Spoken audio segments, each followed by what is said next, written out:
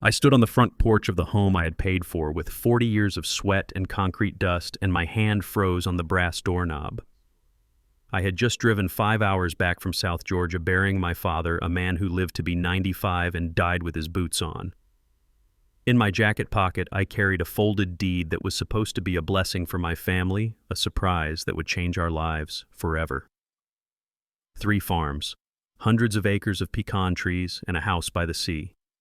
I was ready to walk in there and tell my son Jamal and his wife Tiffany that their struggles were over. I was ready to be the hero. But then I heard a voice drifting from the kitchen that stopped my heart cold. It was Tiffany, and she wasn't crying for her father-in-law, she was laughing. And what I heard next froze the blood in my veins. Before I tell you how I turned their greed into their worst nightmare, please tell me in the comments where you are listening from today.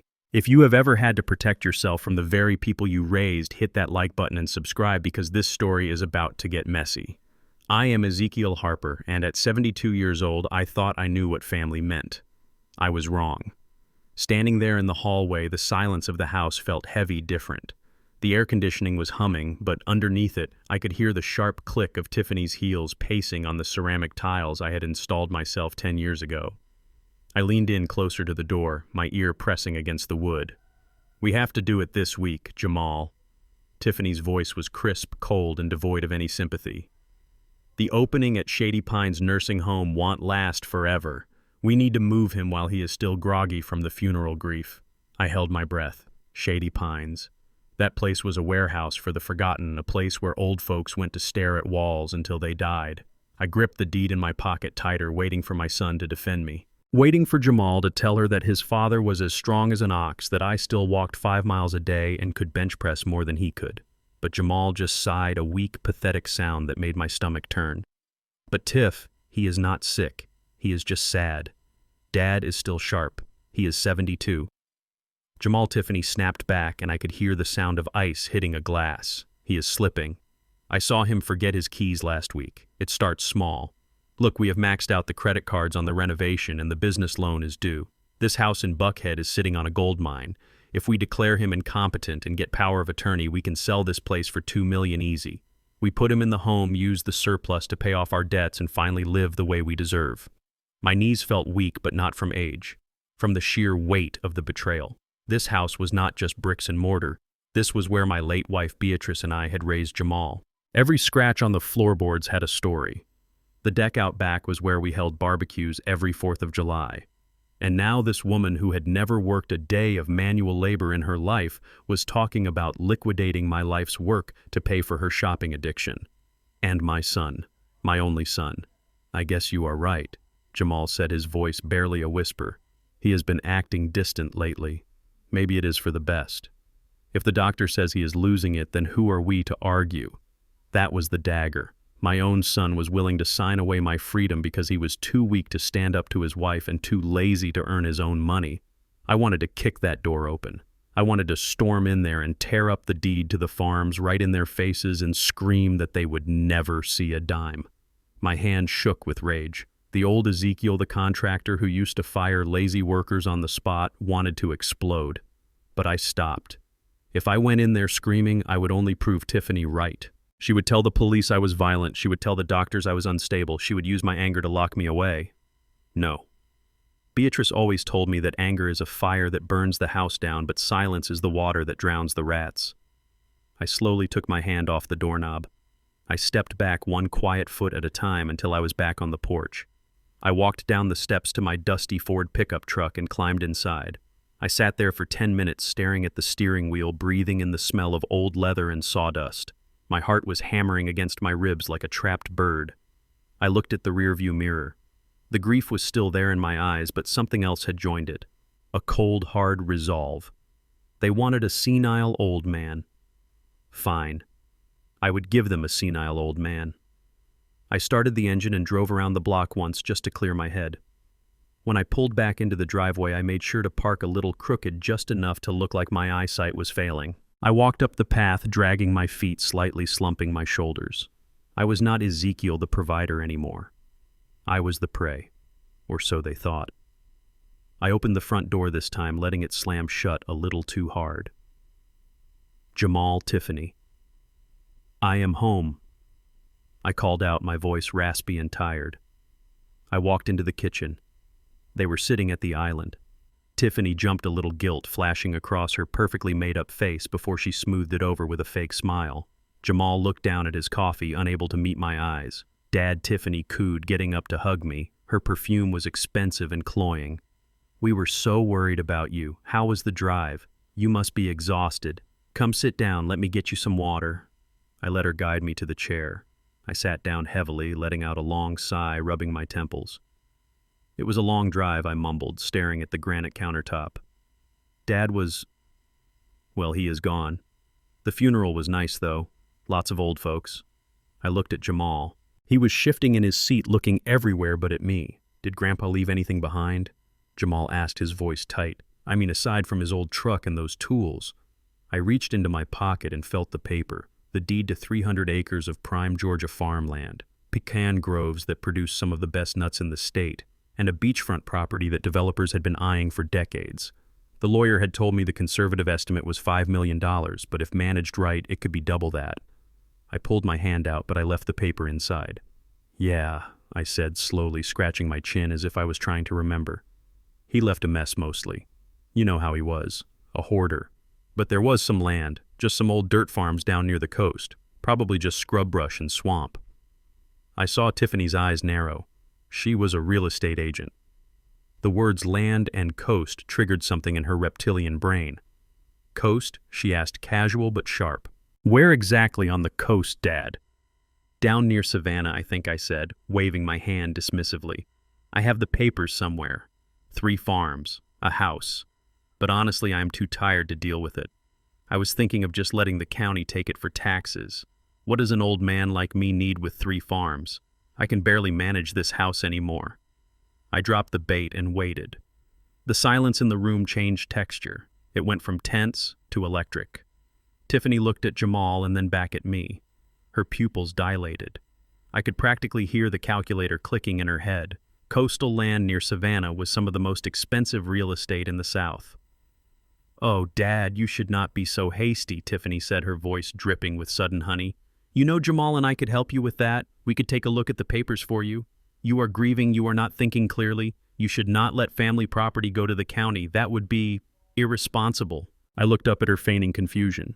You think so? I asked. It just seems like so much work. And my memory, I paused, letting the sentence hang. I forgot where I put my keys yesterday. Maybe I am just getting too old for all this business. Jamal finally looked up.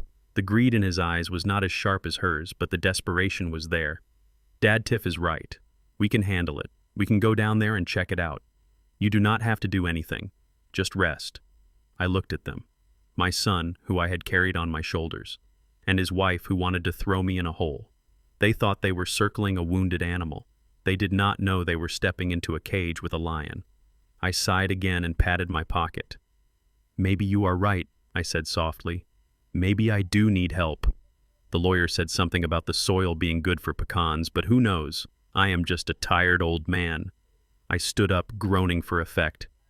I am going to take a nap, I said. We can talk about the farms later, if I can find the papers. I think I might have left them in the truck, or maybe at the funeral home. I cannot remember. I watched panic flicker across Tiffany's face. She did not want those papers lost. Do not worry, Dad, she said quickly, almost manic. Go sleep. We will look for them. We will take care of everything. I turned my back to them and walked toward the stairs. As I climbed step by step, I heard them whispering furiously below. Did you hear that? Tiffany hissed. Coastal land. 3 farms. That could be millions, Jamal. Millions. We cannot put him in the home yet. Not until we get him to sign those farms over to us. We have to wait, Jamal whispered back. Cancel the appointment at Shady Pines, Tiffany ordered. We have to play the long game. We need to be nice to him. We need to make him trust us until he signs that deed. Then we dump him. I reached the top of the stairs and walked into my bedroom. I closed the door and locked it. I walked over to the dresser where Beatrice's picture sat in a silver frame. I picked it up and looked at her kind, smiling face. I am sorry, Bea, I whispered, my voice trembling with a rage I could finally let out. Our son is gone. The boy we raised is dead. What is downstairs is a stranger. I took the deed out of my pocket and smoothed it out on the bedspread. They wanted the farms. They wanted the money. They wanted to strip me of everything I had and toss me aside. Well, I was going to give them exactly what they wanted. I was going to give them the farms. I was going to give them the responsibility, the debt, and the impossible legal clauses they never bothered to read about. I was going to let them taste the fortune just long enough to choke on it. I pulled out my old flip phone and dialed the number of my personal lawyer, a man who had been my friend since Vietnam. "Hello, Zeke," his voice crackled. "Simon," I said, staring at the door, "do not file the final probate papers yet. I have changed my mind about the distribution. What are you planning?" Zeke Simon asked. "I am planning a lesson, Simon, a very expensive lesson." I hung up and sat on the edge of the bed listening to the sounds of my son and daughter-in-law downstairs celebrating a fortune they did not own yet. They thought they were the hunters. They had no idea they had just become the hunted. Tomorrow the game would begin, and I was going to play it until they had nothing left but the truth. The smell of bacon and freshly brewed hazelnut coffee woke me up the next morning. For the past 3 years, breakfast in this house had been a slice of cold toast or a bowl of dry cereal that I had to pour myself while Tiffany rushed around the kitchen ignoring me like I was a piece of old furniture. But today the aroma drifting upstairs was rich and heavy enough to choke a horse. It was the smell of bribery. I lay in bed for a moment staring at the ceiling fan spinning slowly above me. I knew exactly what was happening downstairs. The bait I had cast the night before, those 3 little words about farms and the coast, had been swallowed whole. Now the hook was set and the line was tight. I swung my legs out of bed and my knees popped a reminder of the years I spent laying foundations and framing houses. Tiffany thought my body was failing me, but she didn't understand that old wood is harder than new pine. I splashed cold water on my face, looked at my reflection, and put on my mask. The mask of the confused, slightly weary old man who just wanted to be taken care of. When I walked into the kitchen, the transformation was so drastic it was almost comical. Tiffany was standing by the stove wearing a floral apron over her silk blouse. She turned as I entered, and her face lit up with a smile so bright it looked painful. "Good morning, Dad," she chirped, her voice an octave higher than usual. "Look, I made your favorite, scrambled eggs with cheese bacon and biscuits. Sit down, let me get your coffee." Jamal was sitting at the table, not on his phone for once, but reading a property magazine. He jumped up to pull my chair out. "Morning pop sleep, okay?" he asked, patting my shoulder. I sat down, moving slowly, letting out a groan as I settled into the chair. "I slept all right," I mumbled, rubbing my eyes. "Strange dreams, though. Dreamt about the old pecan grove back home, the wind blowing through the trees." Tiffany froze the spatula, hovering over the skillet. She exchanged a quick look with Jamal. The greed in the room was so thick you could cut it with a knife. She placed the plate in front of me, piling the eggs high. "That sounds lovely, Dad," she said, leaning against the counter, trying to sound casual. "You mentioned the grove yesterday. You said Grandpa left you 3 farms. That is a lot of land to manage." I took a bite of the eggs. They were undercooked just the way I hated them, but I chewed slowly, nodding my head. "It is," I said, staring past her out the window. "Too much land. Miles of it. And that house near the water. The salt air eats everything if you do not keep it up. It is just a burden, Tiffany. Just a big, heavy burden." Tiffany poured herself a cup of coffee and sat down opposite me. Her eyes were laser-focused. "Well, Dad, you know, Jamal and I have been talking. We were thinking about that appointment at Shady Pines." I stopped chewing. My heart skipped a beat, but I kept my face blank. "And we decided to cancel it," she said quickly, reaching across the table to pat my hand. Her skin was cold. "You are family, Dad. We do not want to send you away. Especially not when you have all this stress to deal with. We want to help you manage it." I looked at Jamal. He was nodding vigorously like a bobblehead doll. "Yeah, Pop, we got you. We can handle the heavy lifting. You just relax." I took a sip of coffee to hide the smirk that was fighting to form on my lips. They were not offering to help. They were offering to take over. "I appreciate that, son," I said, my voice trembling just enough. "I really do. I tried to look for the papers last night, but my eyes were blurry. All I remember is the location. It is in McIntosh County, right on the marsh." McIntosh County. Tiffany repeated the name as if it were a prayer. She stood up abruptly. "Excuse me for a second, I need to check something for work." She practically ran to the living room where her laptop was set up. I continued eating my breakfast, listening to the furious clicking of keys. Jamal stayed at the table, shifting in his seat, looking like a kid waiting for Christmas morning. "Is it really on the water, Pop?" he asked, his voice low. "Right on it," I said. "You can see the ocean from the back porch. Your mother loved it there. We planted the pecan trees 40 years ago. They should be mature now." From the living room I heard a gasp, then silence. Then the sound of Tiffany hurrying back into the kitchen. She was holding the laptop, her eyes wide and wild. "Dad," she said, breathless, "I just looked up land values in McIntosh County. Do you have any idea what mature pecan orchards are going for right now? The demand for domestic nuts is through the roof, and waterfront property with marsh views." She turned the laptop screen toward me, showing a Zillow listing for a similar property. The price tag was blurry to my old eyes, but I knew it had a lot of zeros. "This is a gold mine," she whispered. "Dad, if you have 300 acres like you said, we are looking at $5 million. Maybe more if we subdivide it for developers." I squinted at the screen, feigning ignorance. "5 million, I repeated slowly, as if the number was too big to comprehend. "That sounds like a lot of trouble, Tiffany. The taxes alone." "We can cover the taxes," she interrupted, her eyes manic. "We can take out a bridge loan against the equity of this house. Dad, listen to me. You cannot let the county take this. You have to let us help you secure this asset." I sighed, putting my fork down. "I do not know," I said, rubbing my forehead. "I just wanted to rest. But if you think it is best..." "It is best," she insisted. "Trust me, I am a real estate agent. I know this market." I looked at her. I saw the dollar signs reflecting in her eyes. I saw the vacation homes, the designer bags, the status she was desperate for. What she did not see, what she did not bother to ask about, was the nature of the land. In the South, among black families, there is a term called heirs property. It means the land was passed down without a clear will generations ago, held in common by all descendants. My father had spent 50 years buying out cousins and distant relatives to consolidate it, but on paper it was still tricky. And more importantly, I had placed it in a blind trust years ago with a conservation easement. That meant the land could not be subdivided. It could not be developed into condos or golf courses. It had to remain agricultural or wild forever. The value was in the soil, not in the sale.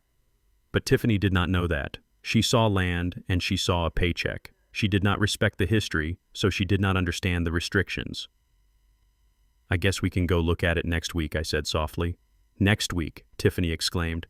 "We should go this weekend. We will drive down. We will assess the property. Jamal, you can get the car ready." Jamal stood up, puffing out his chest. "Actually, Tiff, about the car," he said, a grin spreading across his face. "I was thinking, if we are going to be managing a multi-million-dollar estate, we need to look the part. You know, showing up in that old sedan? It does not scream success." Tiffany looked at him, and for a second I thought she would scold him, but then she nodded. "You are right," she said. "Image is everything in this business. If we are meeting with county officials or buyers, we need to project power." I watched them feeding off each other's delusion. It was a sickness. They had not seen a single acre of dirt yet. They were already spending the harvest. "I am going to the dealership today," Jamal said, rubbing his hands together. "I saw this Range Rover online. Black on black. It is perfect for off-roading on the farm, but classy enough for the city." I felt a pit form in my stomach. Jamal was broke. I knew he was broke because he had borrowed $500 from me last month just to pay his phone bill. "How are you going to pay for a Range Rover, son?" I asked quietly. He waved his hand dismissively. "Financing, Pop. Easy. With the projected assets from the inheritance, I can get approved for anything. Plus, once we sell the first parcel of land, I will pay it off in cash." He walked over and kissed the top of my head. A kiss of betrayal. "Thanks, Pop. You really came through. We are going to take care of you. I promise." He grabbed his keys and whistled as he walked out the door. Tiffany went back to her laptop, already browsing luxury interior designers, probably planning how to remodel the farmhouse she had never seen. I sat there alone at the table with my half-eaten bacon. I looked at the grease congealing on the plate. They were celebrating a victory they had not won. They were spending money they did not have. And they were doing it all on the back of a lie I had fed them. Part of me wanted to stop them. To tell Jamal to turn around, to tell Tiffany that the land was not for sale, that it was sacred ground. I wanted to shake them and say that wealth is not what you spend, it is what you build. But I knew they would not listen. They were deaf to wisdom and hungry for easy street. I stood up and took my plate to the sink. I washed it by hand, staring out at the backyard where the grass was overgrown because Jamal was too lazy to mow it. Go ahead, I whispered to the empty room. Buy the car, dream the dream, because when you wake up, the reality's going to hit harder than a freight train. I walked into the living room. Tiffany was on the phone now, her voice low and serious. Yes, this is Tiffany Harper. I need to speak to a loan officer immediately. Yes, it is regarding a high-value asset liquidity. I walked past her, and she didn't even look up. I was invisible again. Just a signature they needed, just a stepping stone on their path to glory. I went out to the front porch and sat in my rocking chair. I closed my eyes and listened to the distant sound of traffic. They thought they had hooked a whale, but they didn't know that sometimes the whale pulls the boat under. I had given them the rope. Now I just had to wait for them to tie the noose. The trip to Georgia was going to be an education, and tuition was going to be very, very expensive. I pulled into my driveway at 2 in the afternoon expecting peace, but instead I found a silver sedan parked right where I usually put my truck. It had a magnetic sign on the door that read Pinnacle Asset Appraisals. My stomach tightened. I had not called anyone to appraise my house. I turned off the engine and sat there for a moment, listening to the ticking of the cooling metal. This was my sanctuary. I built this place in 1992. I poured the foundation with my own hands. I framed every wall. I knew every squeak in the floorboards and every draft in the windows because I was the one who put them there. And now someone was inside without my permission.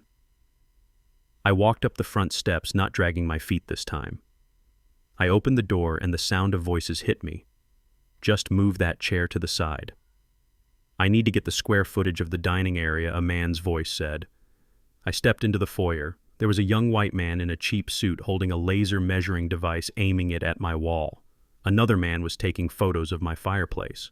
Tiffany was standing in the middle of the room, pointing at my recliner like she was directing traffic. "Excuse me," I said, my voice low and rumbling like thunder before a storm. The room went silent. The man with the laser turned around, looking surprised. Tiffany spun on her heel, her face flushing pink for a split second before she plastered on that fake smile again. "Dad," she exclaimed, "you are back early. We thought you were at the hardware store." I ignored her. I looked straight at the man in the suit. "Who are you, and why are you measuring my house?"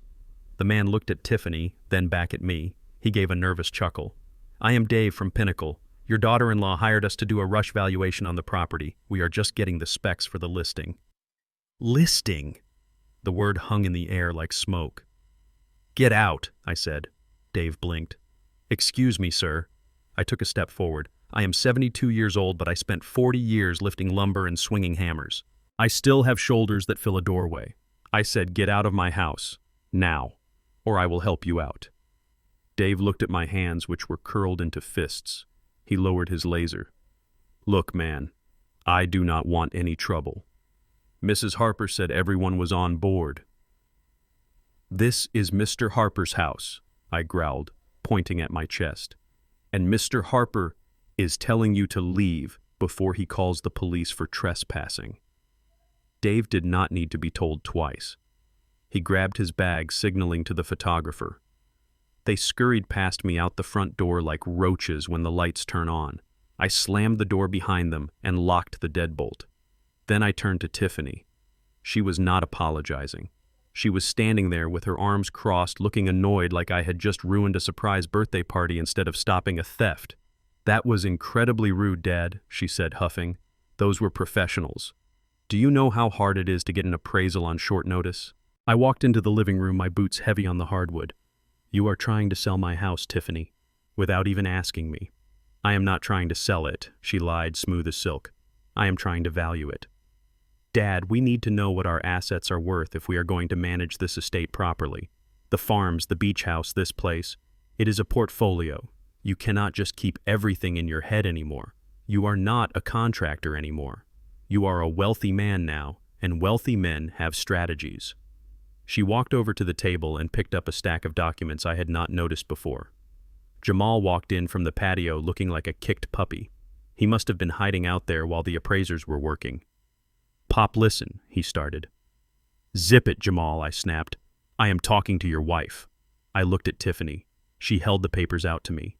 "Dad, look at this logically," she said, her voice dropping to that patronizing tone she used when she thought I was being difficult. "You are 72. Your blood pressure is high, your memory is slipping. Managing 3 farms and a house in Buckhead is a full-time job. You should be resting, playing golf, enjoying your golden years. You should not be worrying about property taxes and zoning laws." She tapped the paper with her manicured fingernail. "This is a standard power of attorney, Dad. It just gives Jamal and me the legal authority to sign documents on your behalf, to handle the boring stuff. You still own everything, we just do the legwork. It is for your own good." I looked at the document.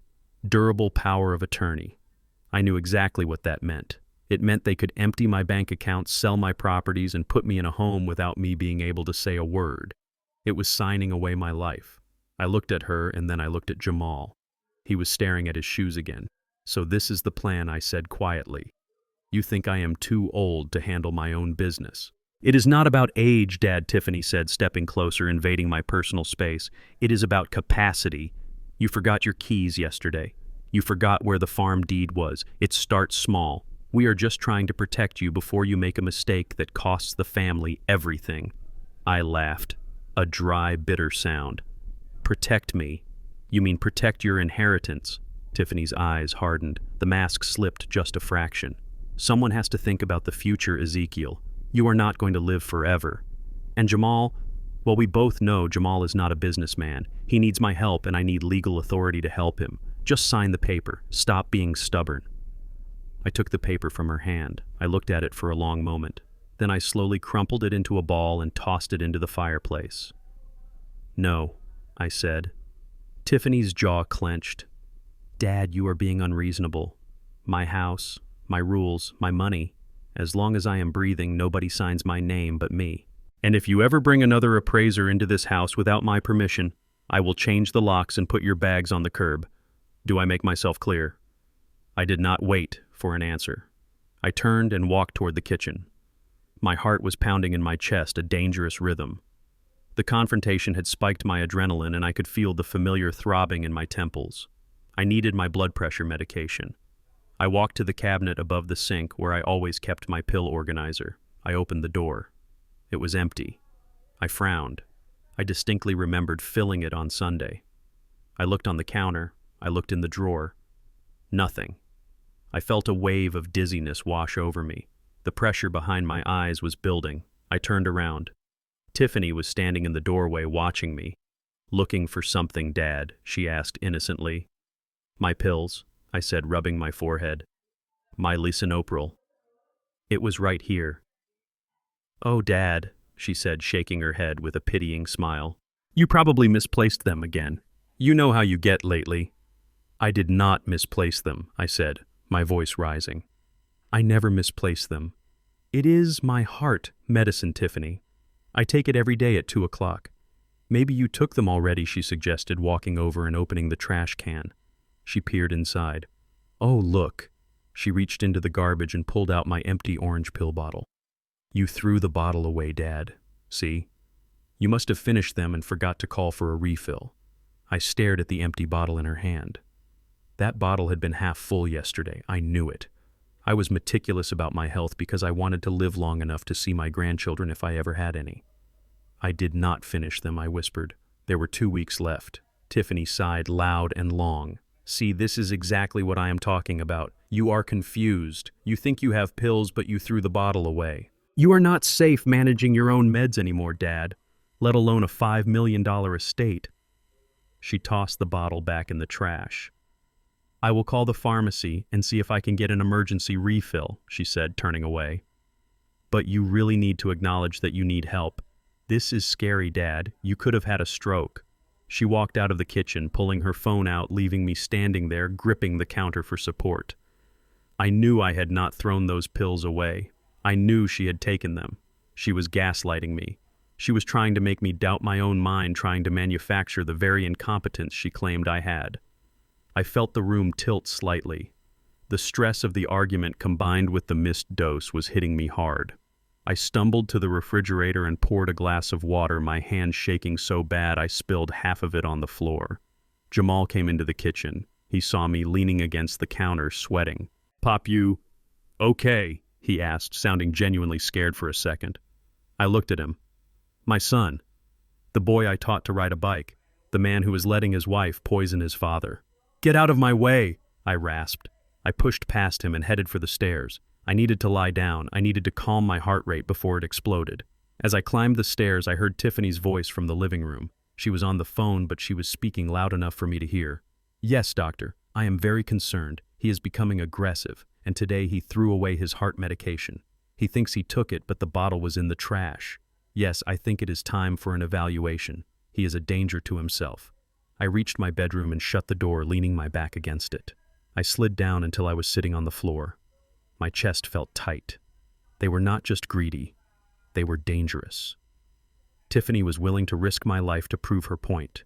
She wanted me to have a medical episode. She wanted me to collapse so she could swoop in as the savior with the power of attorney in one hand and a pen in the other. I closed my eyes and focused on my breathing.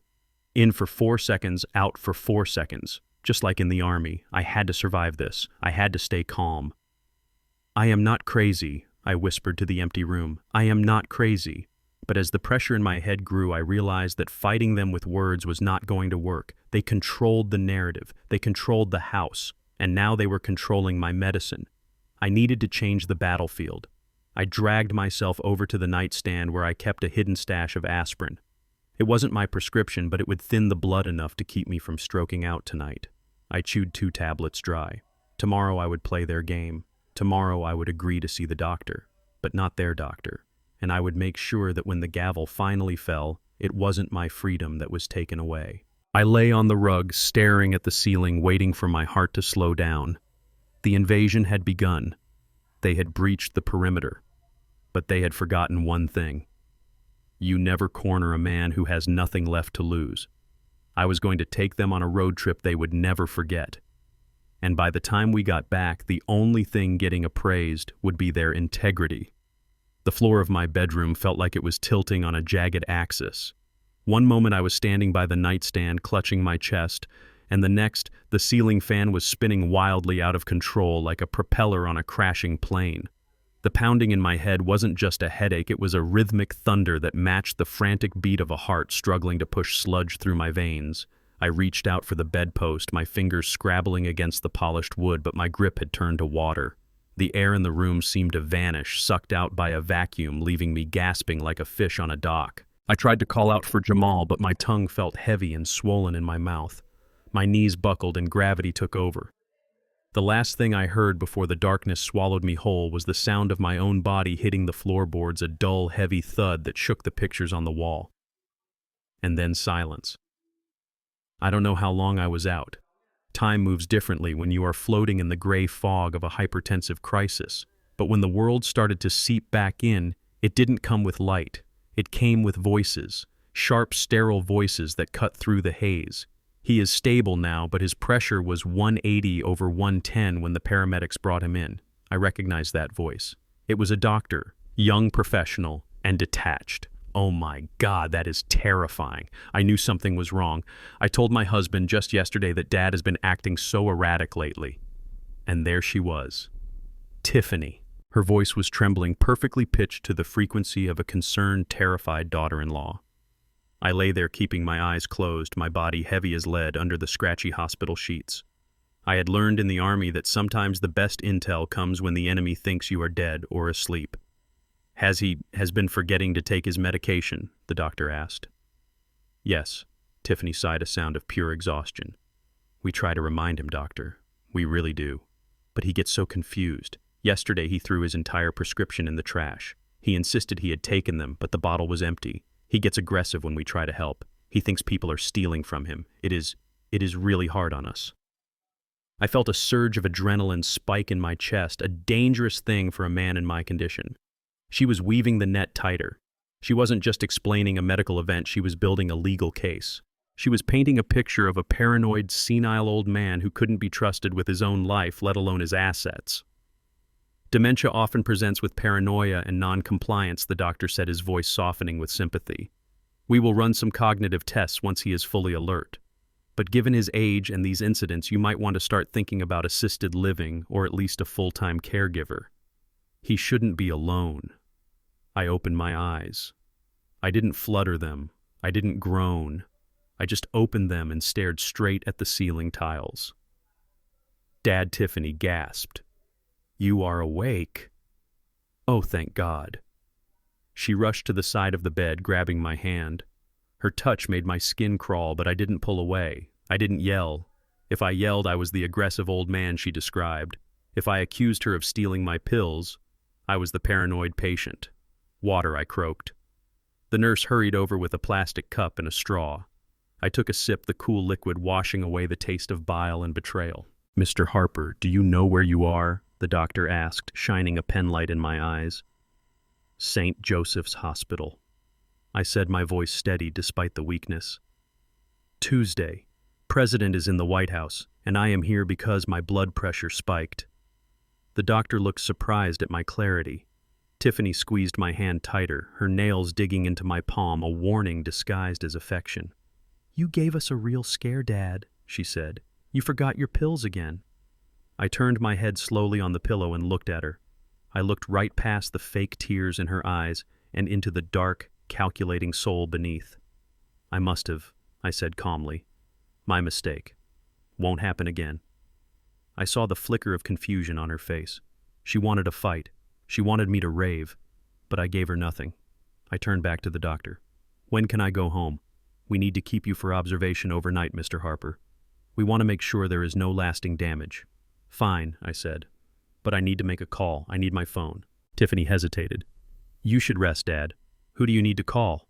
"My lawyer," I said, closing my eyes again. The air in the room froze. "Your lawyer?" she asked, her voice tightening. "Why?" "To update my will, I lied. A brush with death makes a man think Tiffany. I need to make sure everything is in order, for you and Jamal." She relaxed instantly. She actually patted my hand.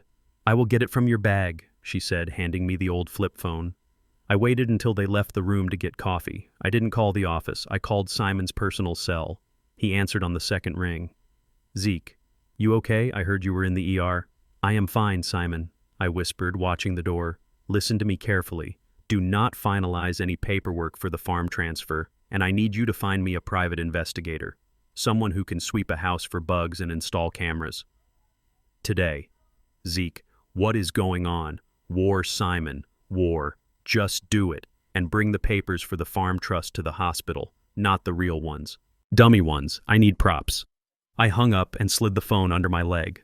I lay there, forcing my breathing to slow down. I had to play the long game. I had to let them think they were winning until the trap was snapped shut. An hour later, Jamal arrived. He looked like he had been crying, or maybe he was just hungover. He stood at the foot of the bed looking at me with that same cowardly expression he had worn since he married Tiffany. I pretended to be asleep. I kept my breathing shallow and rhythmic. "Is he out?" Tiffany asked, walking in with 2 coffees. "Yeah," Jamal whispered.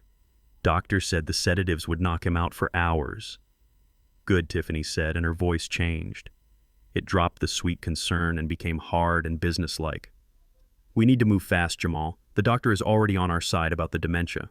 Once we get the power of attorney, we can list the Buckhead house immediately."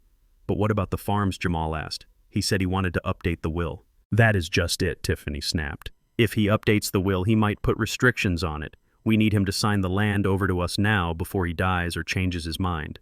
As soon as he signs those papers, we find a buyer for the timber and the pecan groves. I looked it up. The lumber alone is worth $500,000.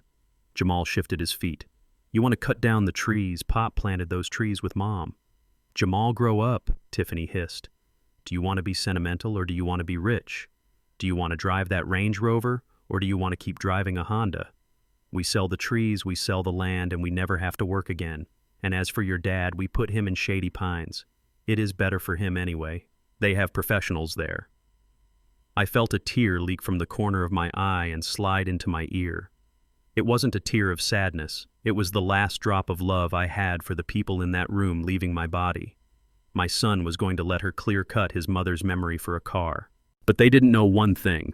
My hand was under the sheet and my thumb was pressed down on the record button of my phone. I got it all. The plan to sell, The plan to institutionalize me, the admission that they didn't care about my health, only my death. "Okay," Jamal said finally. "Okay. We do it your way." "Good boy," Tiffany said.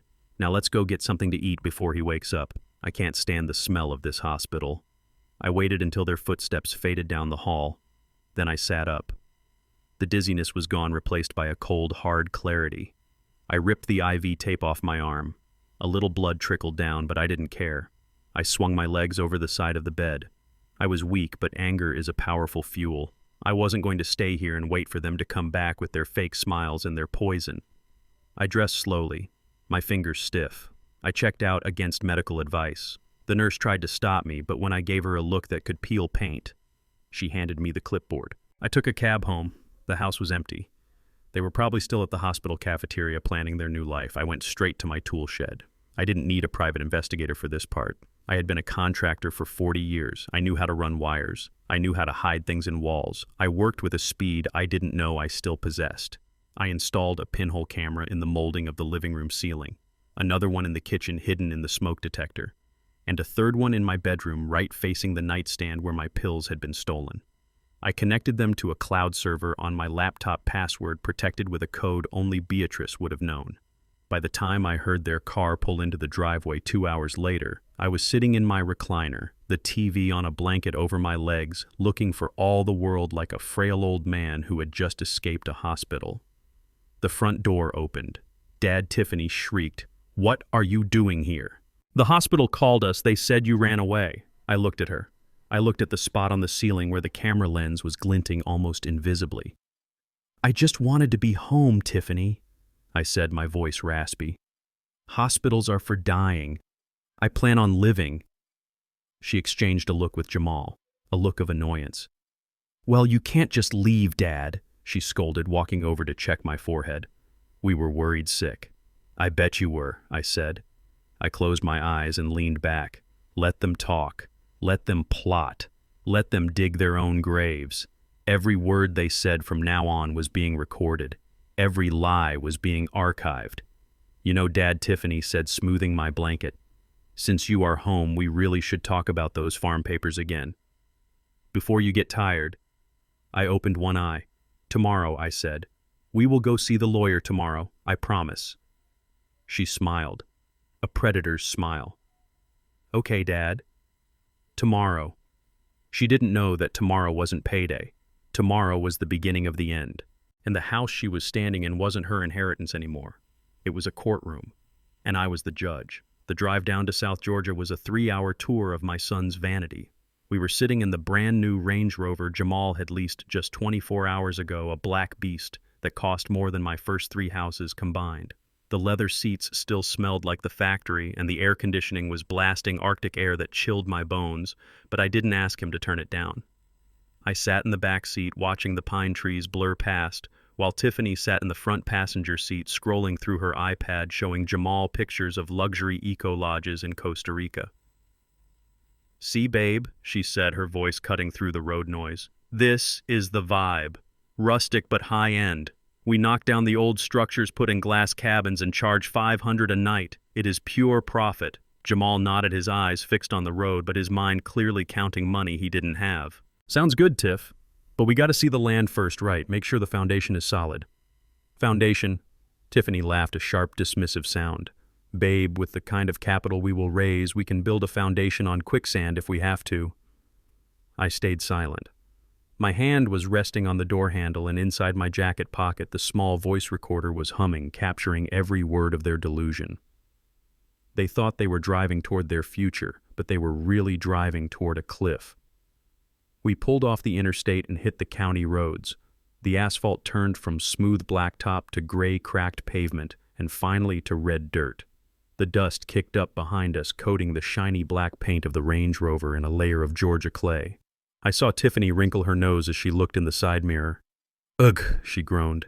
"This car is going to need a full detail when we get back." "Is it much further, Dad?" "Just up the road," I said, pointing a calloused finger toward a canopy of ancient oak trees. "Turn left at the big rock." Jamal turned the wheel and the heavy SUV bounced over the cattle guard. We were officially on Harper land. My father had bought these first 100 acres in 1955 with money he saved from working the railroads. He had bled for this dirt. We pulled up to the main farmhouse. It wasn't a mansion.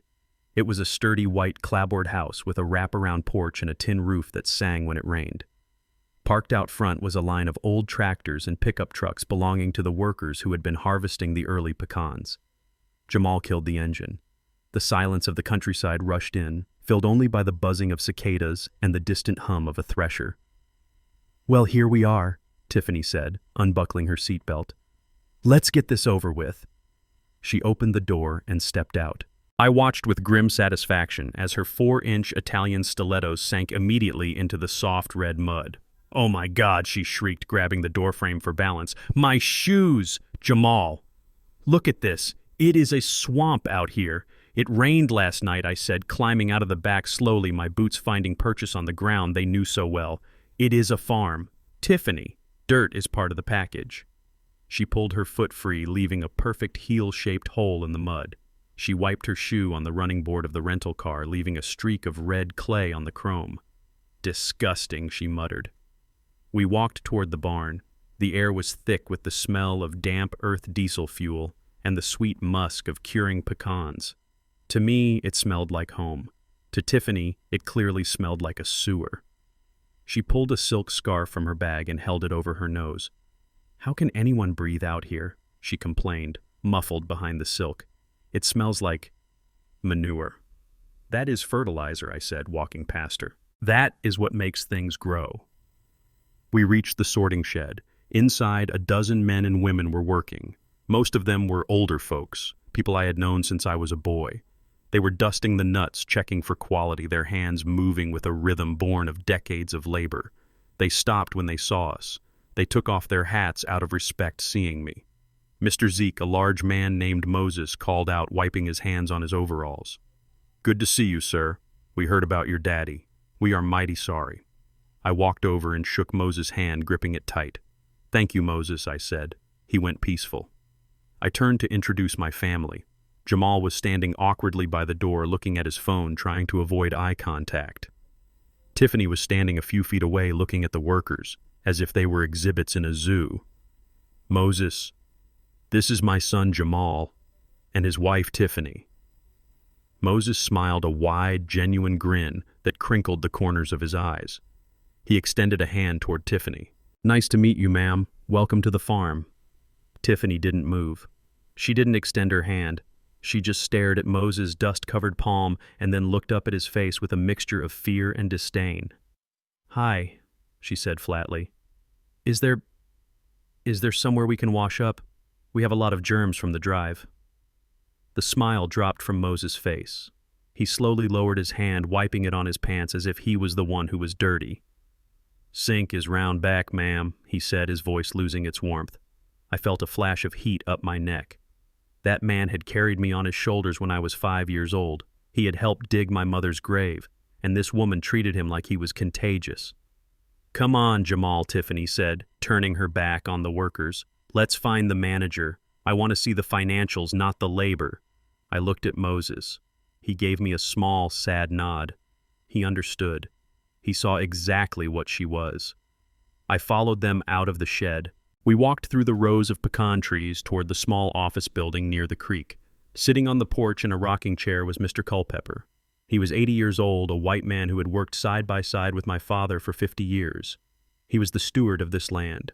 He knew every tree, every irrigation line, every property boundary.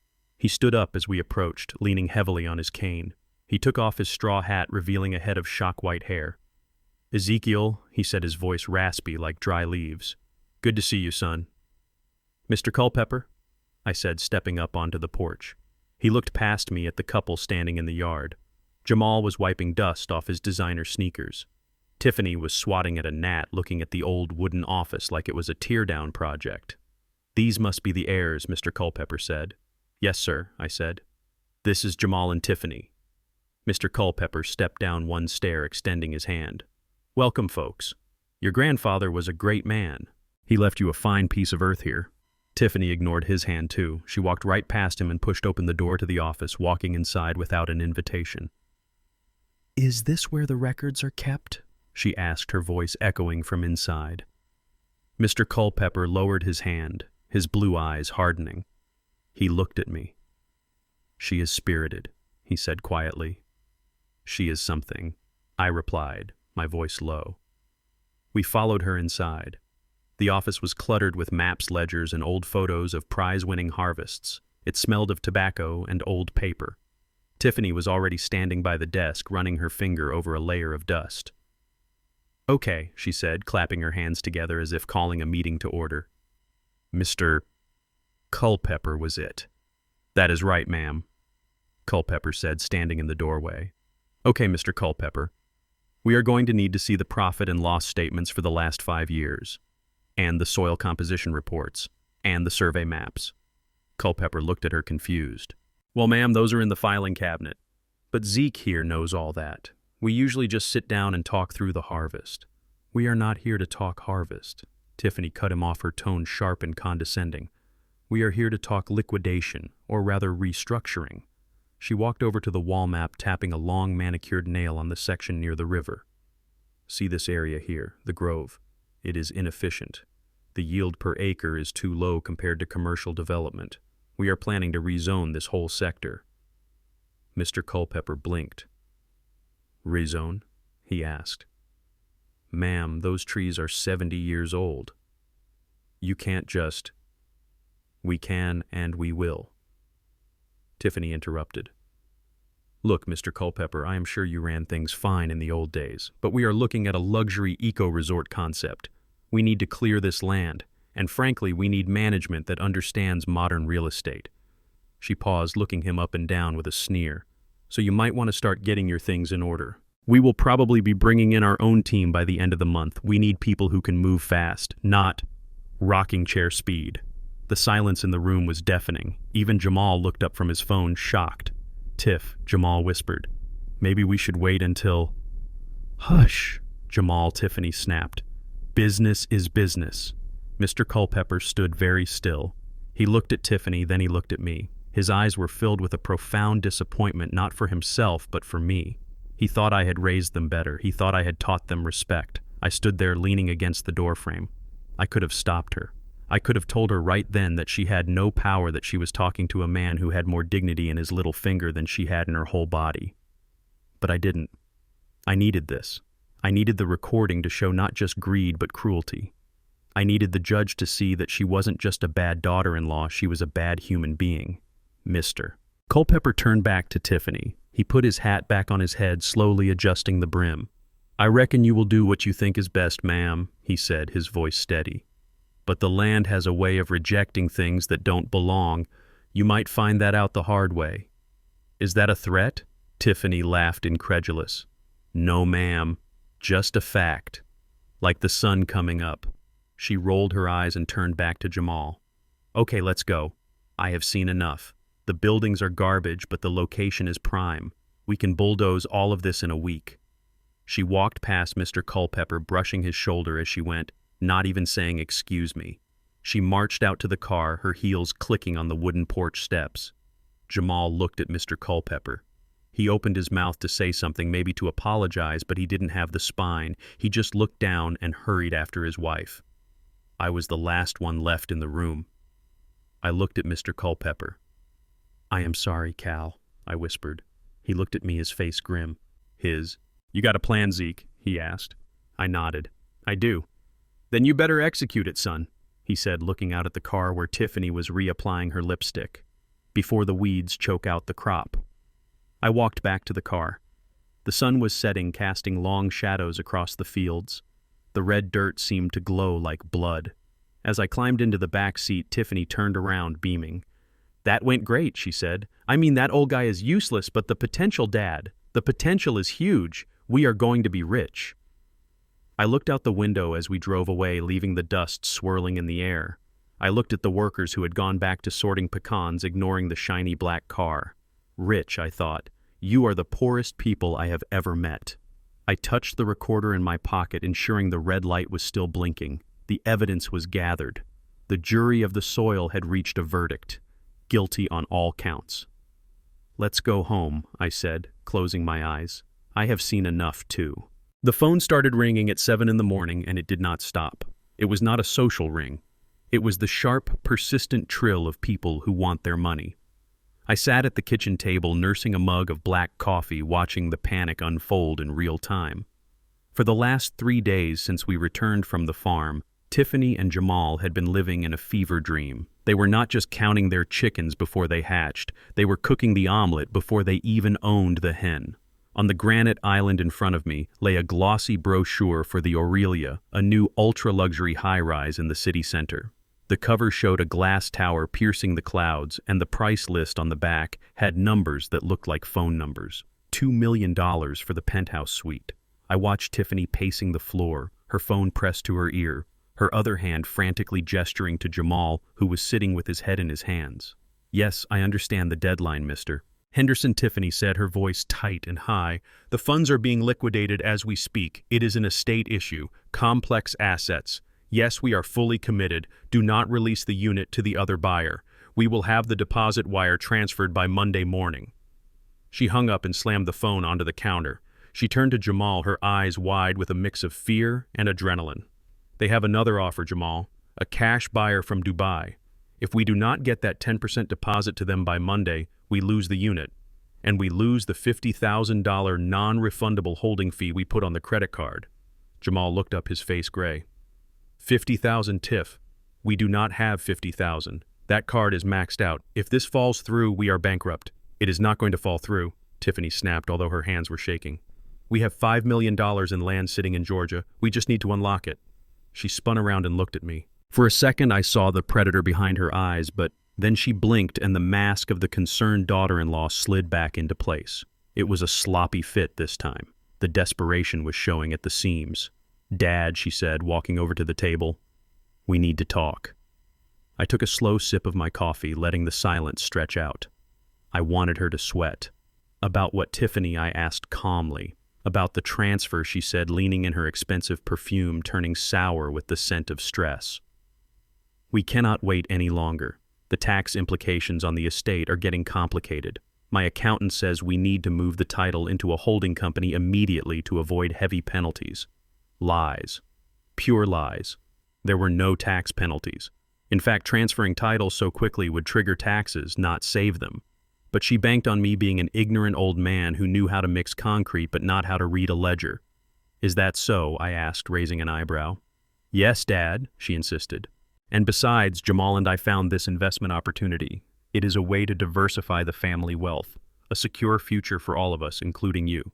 But we need to show proof of assets to the bank today." She placed a hand on my shoulder. It felt heavy and cold. "We need you to sign the deed over Dad. Today.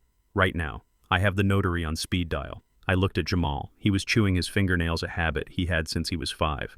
He knew they were gambling with money they did not have. He knew they were lying to me. But he said nothing. He just wanted the penthouse. He wanted the status. He wanted to be the man his wife wanted him to be, even if it meant stealing from his father.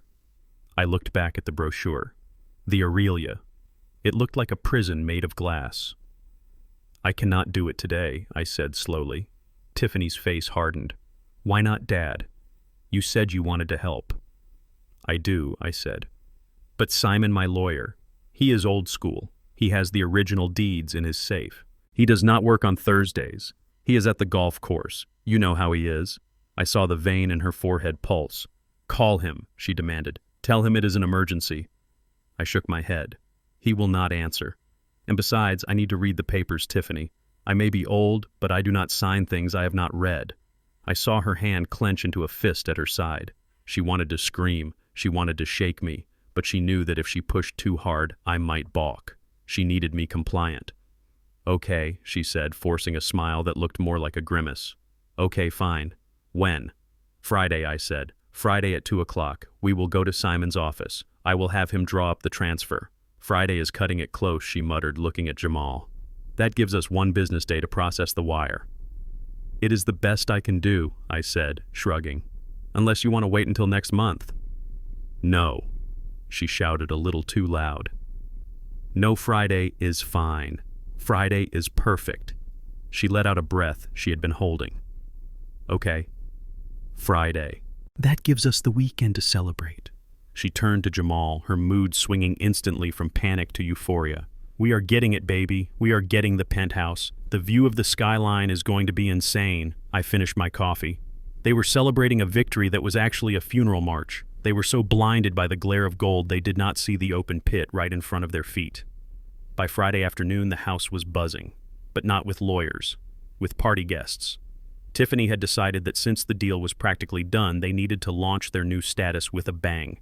She had hired a catering company, probably on another credit card, and invited everyone she knew. People from her real estate firm, people from Jamal's old fraternity neighbors we barely spoke to. The house was filled with strangers. They walked on my hardwood floors with their shoes on. They sat on Beatrice's antique sofa, spilling crumbs. The air was thick with the smell of expensive cologne and cheap ambition. I sat in my favorite armchair in the corner, holding a glass of wine I did not want. I had bought a bottle of cheap Merlot from the grocery store because I refused to drink the champagne Tiffany had put on ice. I watched them. They were vultures. Tiffany was wearing a dress that probably cost more than my first truck. She was holding court in the center of the living room, a flute of champagne in one hand, and the brochure for the penthouse in the other. "It is going to be a game changer," she was telling a group of women who looked just like her, plastic and hungry. "We are going to turn the farm into an eco-resort and use the passive income to fund the city lifestyle. It is all about leveraging assets, you know. Old money is so static. We are making it dynamic. Old money." She was talking about my father's sweat. She was talking about the soil that had stained my hands for 40 years. She called it static. I called it sacred. Jamal was over by the stereo, laughing too loud at a joke that wasn't funny. He had his arm around a guy I recognized as a car salesman. "Yeah, man, the Range Rover is just the start," Jamal was bragging. "I am thinking of getting a boat, too. Maybe keep it down at the Coast House. Pops has this place right on the marsh. Prime fishing." I took a sip of the sour wine. It tasted like vinegar, but it suited the moment. A young woman I did not know stumbled over to my chair. She looked tipsy. "Oh, are you the grandpa?" she asked, smiling sloppily. "Tiffany told us about you. She said you are so sweet to give them everything. It is so rare to see that kind of generosity. Most old people hold on to their money until they die."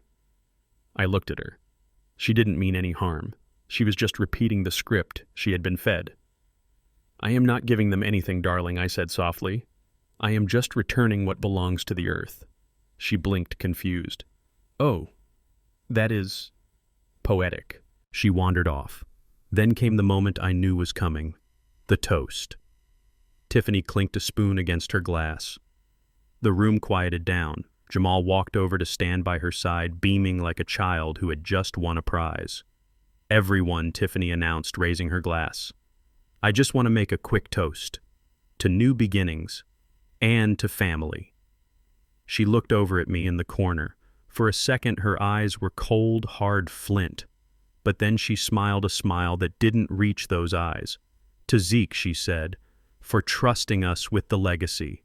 We promise to take it to the next level. To the Harper Empire." The Harper Empire, the guests cheered, raising their glasses. I did not stand up. I did not raise my glass. I just sat there, gripping the stem of the wine glass until my knuckles turned white. The Harper Empire, she called it. An empire built on lies, debt, and the manipulation of an old man. She thought she was Caesar. She didn't realize she was Nero, and the city was already burning. The party raged on until midnight. I went upstairs early, locking my door. I checked the feed from the hidden cameras on my laptop. Downstairs, the guests were leaving. Tiffany and Jamal were alone in the wreck of a living room. "We did it," Tiffany said, kicking off her heels and collapsing onto the sofa. "We pulled it off. Tomorrow he signs, and by Monday we are living in the sky." Jamal loosed his tie. He looked exhausted. "What if he reads the fine print, Tiff?" he asked, his voice trembling slightly. "He won't," she scoffed. "He is 72, Jamal. He trusts us. And even if he reads it, he won't understand the trust structure we are going to set up later. Once I have that signature, I can move the assets wherever I want." She laughed, a cruel sound that filtered through the microphone and into my quiet bedroom. "He is just a stepping stone, babe. A means to an end." I closed the laptop. A stepping stone. I walked over to the window and looked out at the street. The streetlights were flickering. Tomorrow was Friday. Tomorrow was the signing. They thought they were walking into a bank vault to make a withdrawal. They didn't know they were walking into a trap door. I went to my closet and pulled out my best suit. It was a dark navy wool suit I had worn to Beatrice's funeral. I brushed the lint off the lapel. I would dress for the occasion. After all, it isn't every day you watch your own children destroy themselves. I went to sleep that night with a calmness that surprised me. It was the calm of a soldier before the battle. I knew the plan. I knew the enemy. And I knew that when the sun went down tomorrow, the Harper Empire would be nothing but ash. Let them have their champagne tonight. Tomorrow they would drink the truth, and the truth I knew was a very bitter draught. The grandfather clock in the corner of Simon's office was ticking loud enough to drive a man insane, but to me it sounded like a metronome counting down the final seconds of my family's delusions. We were sitting in high back leather chairs surrounded by shelves of law books that smelled of dust and authority. Simon sat behind his massive mahogany desk, his face unreadable, a stone wall in a three-piece suit. To my left, Jamal was vibrating with nervous energy, his leg bouncing up and down so fast it was shaking the floor. And Tiffany, she was sitting perfectly still like a cobra coiled to strike, clutching her designer handbag as if it contained the nuclear launch codes. She had dressed for victory today.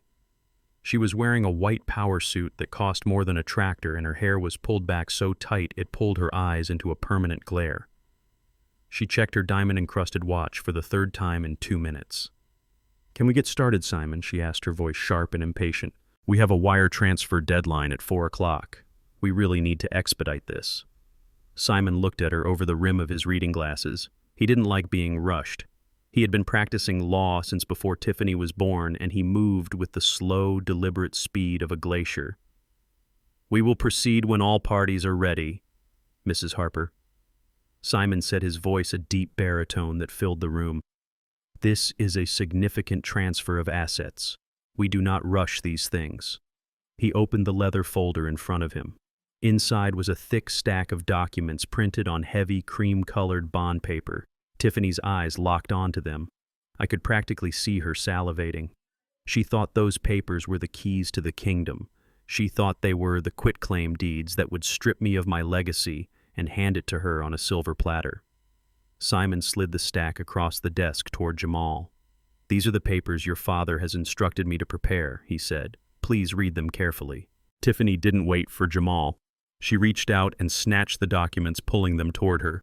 She flipped past the cover page, looking for the signature line, looking for the clauses that said, "Transfer of title." I watched her face.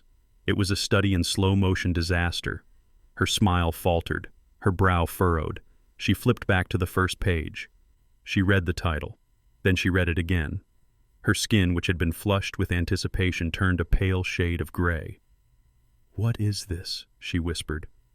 She looked up at Simon, then at me, her eyes wide with confusion and rising anger. This is not a deed transfer. This says conditional management agreement." She slapped the paper down on the desk. "What the hell is a conditional management agreement? We agreed on a full transfer. Dad, what is going on?" I leaned back in my chair, crossing my arms over my chest. I looked her dead in the eye. "We agreed that you would take over," I said, my voice calm and steady. "And that is what that paper says. You are taking over management." "But the title," she sputtered. "The ownership. We need the title to secure the loan for the business expansion." I shook my head. "You do not get the title yet, Tiffany. Not for free." I stood up and walked over to the window, looking out at the Atlanta skyline. "My father didn't give me that land," I said, speaking to the glass. "I earned it. I worked the fields from sunup to sundown. I fixed the fences. I paid the taxes when the crop failed. You two think inheritance is a right. It is not. It is a responsibility." I turned back to face them. "So here is the deal. That agreement gives you full operational control of the 3 farms and the coast house for a period of 6 months. You run it. You manage the harvest. You pay the workers. You deal with the suppliers. And if you turn a profit," I continued, my voice hardening, "if you show me that you can actually grow something besides debt, then in 6 months the title transfers to you. Automatically." Tiffany stared at me, her mouth slightly open. "6 months," she shrieked. "Dad, we cannot wait 6 months. We have plans. Immediate plans." "Then cancel them," I said, shrugging, "because that is the only offer on the table." Jamal looked at the papers, then at Tiffany. "Tiff, maybe it is not so bad," he said, trying to play peacemaker. We just have to run the farm right. We can do that. It is just nuts. How hard can it be? Tiffany shot him a look that could kill. She was doing the math in her head. I knew exactly what she was thinking. The deposit on the penthouse was due Monday. Without the title as collateral, they couldn't get the big loan. But, and this was the trap, if they signed this agreement, they could technically show the bank they had controlling interest in the property. It might be enough to float a short-term hard money loan. Risky, stupid, but possible. She looked at the papers again. And what happens if we don't turn a profit? She asked, her voice icy. I smiled a cold, humorless smile. Read Clause 4B. She flipped the pages angrily. Her eyes scanned the text. If the management team fails to produce a net profit of at least 10%, or if the property value degrades due to negligence, the assets will be immediately liquidated and the proceeds donated to the George Washington Carver Agricultural Charity. She looked up, horror-struck. You would give it away, she hissed. You would give $5 million to charity rather than your own son. If my son is too incompetent to keep it, yes, I said. The room went silent. The tension was so thick you could choke on it. This was the moment. They could walk away. They could say, no thanks, Dad, keep your farm, and go back to their lives. They would lose the penthouse deposit, but they would be free. But greed is a funny thing. It blinds you to danger. Tiffany wasn't thinking about the work. She was thinking about the humiliation of losing that penthouse. She was thinking about telling her friends she had failed. And in her arrogant mind, she genuinely believed she was smarter than a bunch of dirt farmers. She looked at me, her eyes narrowing. You think we can't do it, don't you? She said. You think because I have a manicure and Jamal drives a nice car that we can't run a business? I think farming is harder than you think, I said softly. She laughed, a harsh barking sound. It is agriculture, Ezekiel. It is literally dirt and water. Humans have been doing it for 10,000 years. It is not quantum physics. I have an MBA. I have managed real estate portfolios worth 10 times this much. She grabbed a gold pen from her purse. Fine, she said. We accept the challenge. 6 months. And when we make a fortune, not just a profit, but a fortune, you are going to sign that deed and you are going to apologize for doubting us. She uncapped the pen and signed her name with a flourish, scratching the paper so hard she almost tore it. She shoved the papers toward Jamal. Sign it, she ordered. Jamal hesitated. He looked at me, his eyes pleading for a way out. He knew. Deep down in his gut, he knew he wasn't a farmer. He knew he was walking into a buzzsaw. Pop, he started. I didn't say anything. I just watched him. Sign it, Jamal Tiffany snapped. Do not embarrass me. Jamal picked up the pen. His hand was shaking. He signed his name. It was a messy scrawl, unlike his usual practice signature. Simon took the papers back. He checked the signatures, then stamped them with his notary seal. The sound of the stamp hitting the paper echoed like a gunshot. The thunk. It is done, Simon said, closing the folder.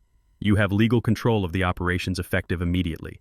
Tiffany stood up, smoothing her skirt. She looked triumphant. She thought she had just outsmarted the old man. She figured she could hire a manager, cut costs, sell the inventory, and fudge the numbers to show a profit. We will send you a postcard from the Harvest Festival, Dad, she said, smirk playing on her lips. Try not to miss us too much. She turned and marched out of the office, her heels clicking on the parquet floor. Jamal followed her head down, looking like a man walking to the gallows. When the door closed, Simon exhaled a long breath. He looked at me and shook his head. You know they are going to try to leverage this agreement to get a loan right, Simon said. It is risky, Zeke. If they default, the bank could try to come after the land. I reached into my jacket pocket and pulled out a cigar. I didn't light it, I just rolled it between my fingers. Let them try, I said. That agreement has a non-encumbrance clause buried on page 15. No liens allowed. Any bank that lends to them without reading the whole thing deserves to lose their money. And as for Tiffany, she thinks an MBA teaches you how to deal with boll weevils and drought. I stood up and walked to the door. She is about to find out that nature does not care about her degree, Simon. Nature only cares about the work. I left the office feeling lighter than I had in years. The trap was set. The cheese was taken. Now all I had to do was sit back and watch the mouse try to bench press the mousetrap. 6 months. It wasn't going to take 6 months. I gave them 6 weeks before they were begging for mercy. I took the elevator down to the lobby. My phone buzzed.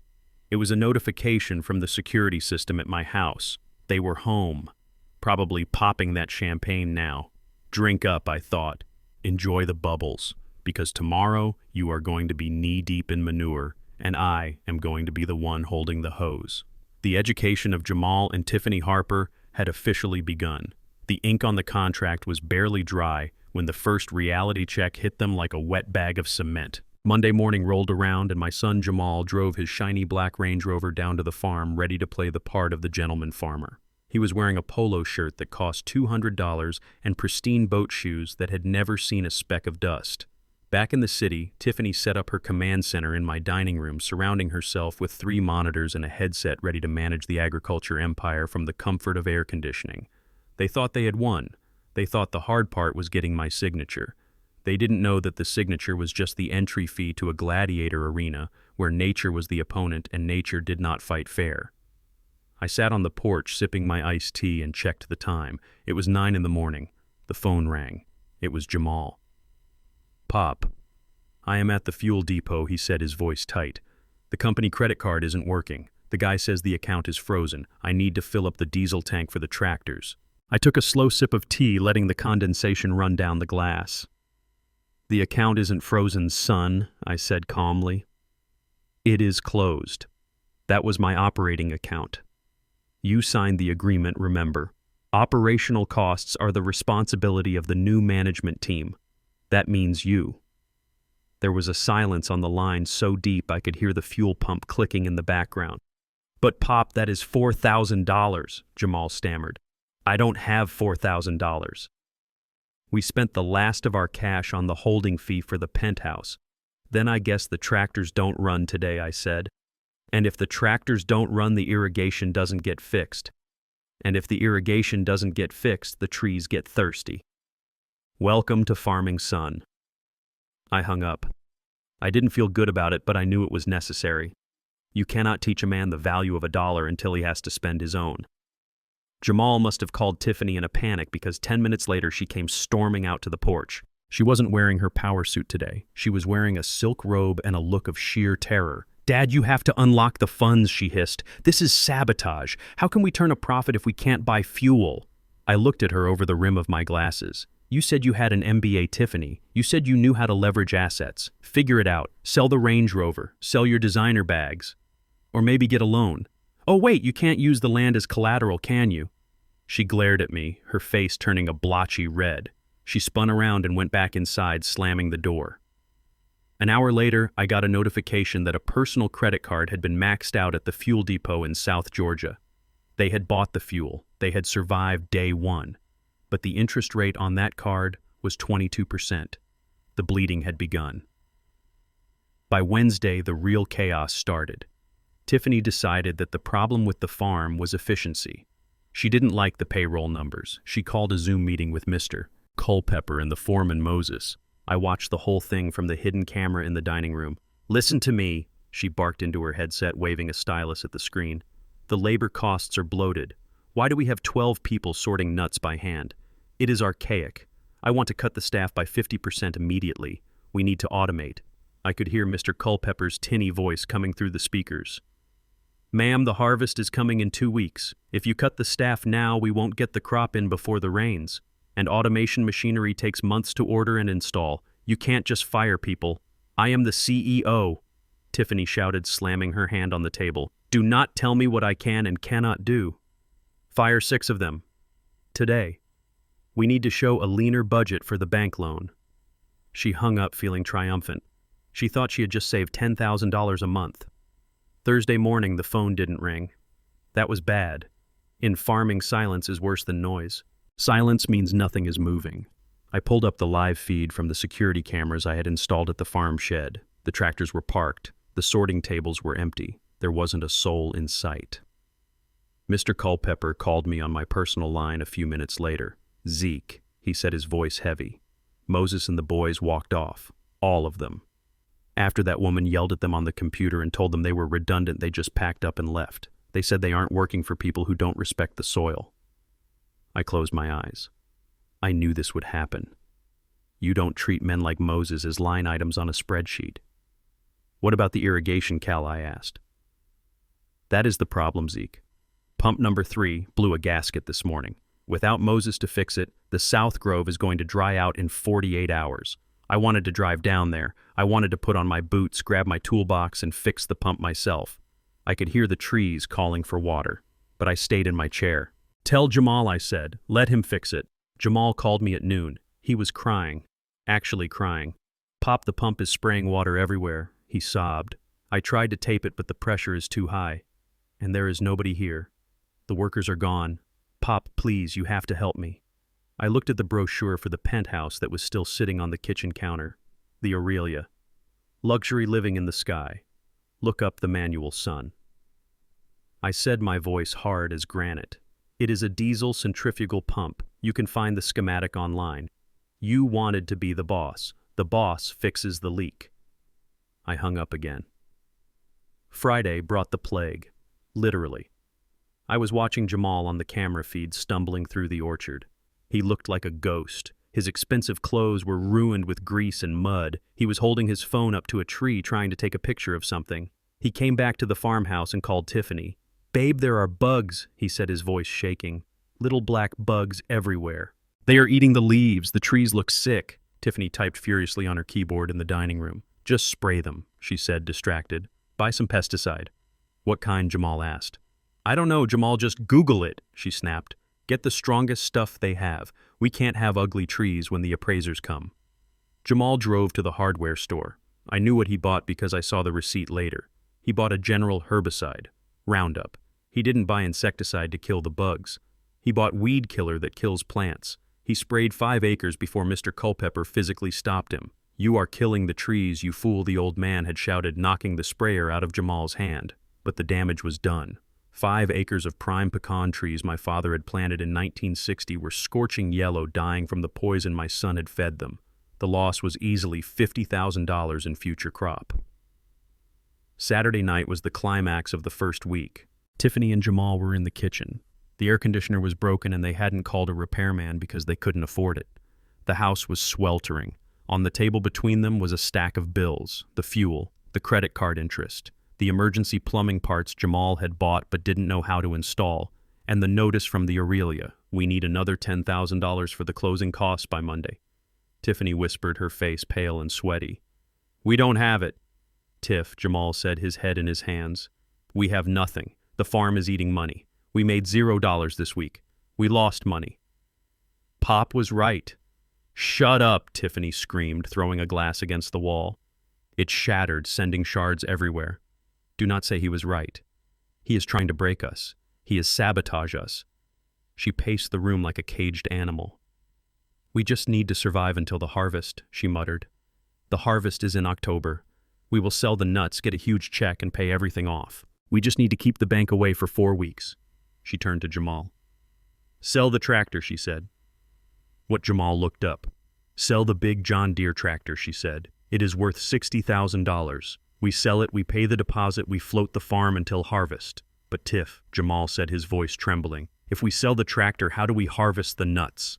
We will rent one later, she said, waving her hand. Or we will hire day laborers. It doesn't matter. We need cash flow now. I sat in the darkness of the living room listening. They were cannibalizing the business. They were selling the engine to buy gas. It was the death spiral of every failed business I had ever seen. I checked the terms of our agreement in my head. Clause 9. Unauthorized sale of capital equipment. It was a breach of contract, a massive one. But I didn't interrupt them, not yet. I wanted them to do it. I wanted the paper trail. I wanted the invoice of the sale. Because once they sold that tractor, they weren't just incompetent managers. They were thieves. Sunday morning broke with a heavy gray sky. The heat broke into a thunderstorm. I watched Jamal drive away in the rain, pulling a trailer with the big green tractor on it. He was taking it to an auction house 3 counties over. He looked back at the house as he left. He looked at my window. I stood there behind the curtain watching him. He knew what he was doing was wrong. But the fear of his wife, the fear of losing that penthouse, was stronger than his conscience. Go ahead, son, I whispered. Drive it away. You are not selling a tractor. You are selling your last chance at redemption. Tiffany spent the day on the phone lying to creditors, telling them the check was in the mail, telling them the farm was booming. She was delusional. She had convinced herself that one big score would fix everything. I walked into the kitchen at dinner time. There was no food. The fridge was empty because they hadn't gone grocery shopping. Hungry, I asked, opening a can of soup for myself. "We are fasting," Tiffany said, looking at her laptop. "Intermittent fasting. It is healthy." I chuckled. "Is that what they call being broke these days?" I asked. She didn't answer. She just typed louder. The first week was over. They had alienated the workforce, broken the irrigation, poisoned 5 acres of trees, and stolen a $60,000 piece of equipment. I sat down to eat my soup. It tasted delicious. The education was expensive, I thought, but the tuition was being paid in full. And next week, the real bill would come due, because nature had one more surprise for them. The weather report called for a hurricane, and without that tractor and without those workers, they were about to learn what happens when you leave the barn door open in a storm. The silence in my house that Tuesday night was heavy enough to crush a man. It was 2 a.m. The kind of hour when honest men are sleeping and desperate men are making mistakes that will haunt them for the rest of their lives. I sat in my study with the lights off, the only illumination coming from the blue glow of my laptop screen. My eyes were burning from fatigue, but I could not close them. I was watching a tragedy unfold in real time, pixel by pixel on the grainy night vision feed coming from the farm 3 hours away. Upstairs, Tiffany and Jamal were supposedly asleep, but I knew better. The air in the house had been vibrating with panic for 48 hours. The deadline for the penthouse deposit had passed, and they had managed to stall the developers with a lie about a wire transfer delay. But lies have a shelf life, and theirs was rotting fast. I took a sip of lukewarm bourbon and leaned closer to the screen. Camera 3 covered the equipment shed.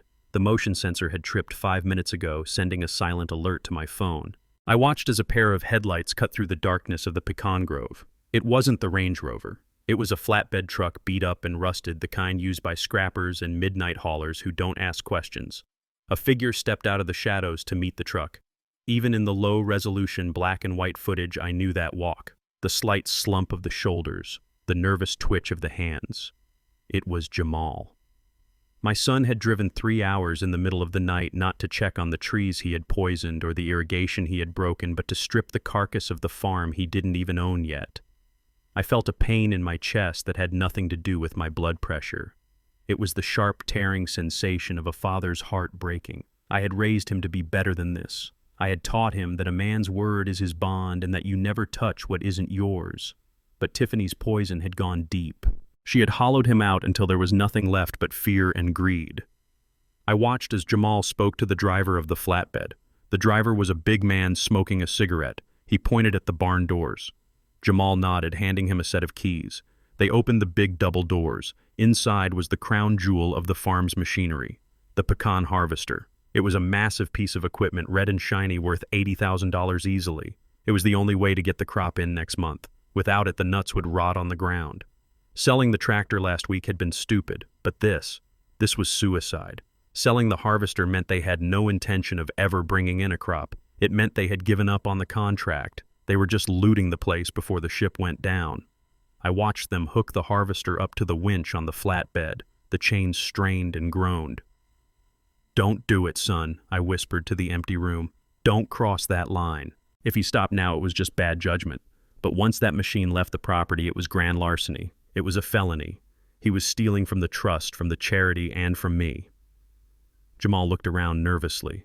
He looked right at the camera mounted on the pole, but he didn't see it. He just saw the darkness. He waved his hand, signaling the driver to pull forward. The harvester rolled up onto the truck. I hit the record button on my laptop, ensuring the file was saved to 3 different cloud servers. The evidence was irrefutable, but they weren't done. The driver and Jamal walked over to the drying shed. This was where I kept the timber, not just any wood. It was black walnut. 50-year-old planks that my father had milled himself, intending to build a new house for my mother. He never got to build it, but the wood was cured and perfect, worth a small fortune to furniture makers. I watched my son and the stranger load the planks onto the truck bed beside the harvester. Stick by stick, they were loading up my family history and selling it for pennies on the dollar to some fence who would probably turn it into trendy coffee tables. I put my glass down. My hand was shaking, not from age, but from rage. a cold, focused rage. They were not just incompetent, they were criminals. I checked the time. 2:35 a.m. I could have called the sheriff right then. I knew Sheriff Miller down in McIntosh County. One call and a patrol car would be waiting at the county line. I could have Jamal arrested before sunrise. But I didn't pick up the phone, because Tiffany wasn't there. She was smart.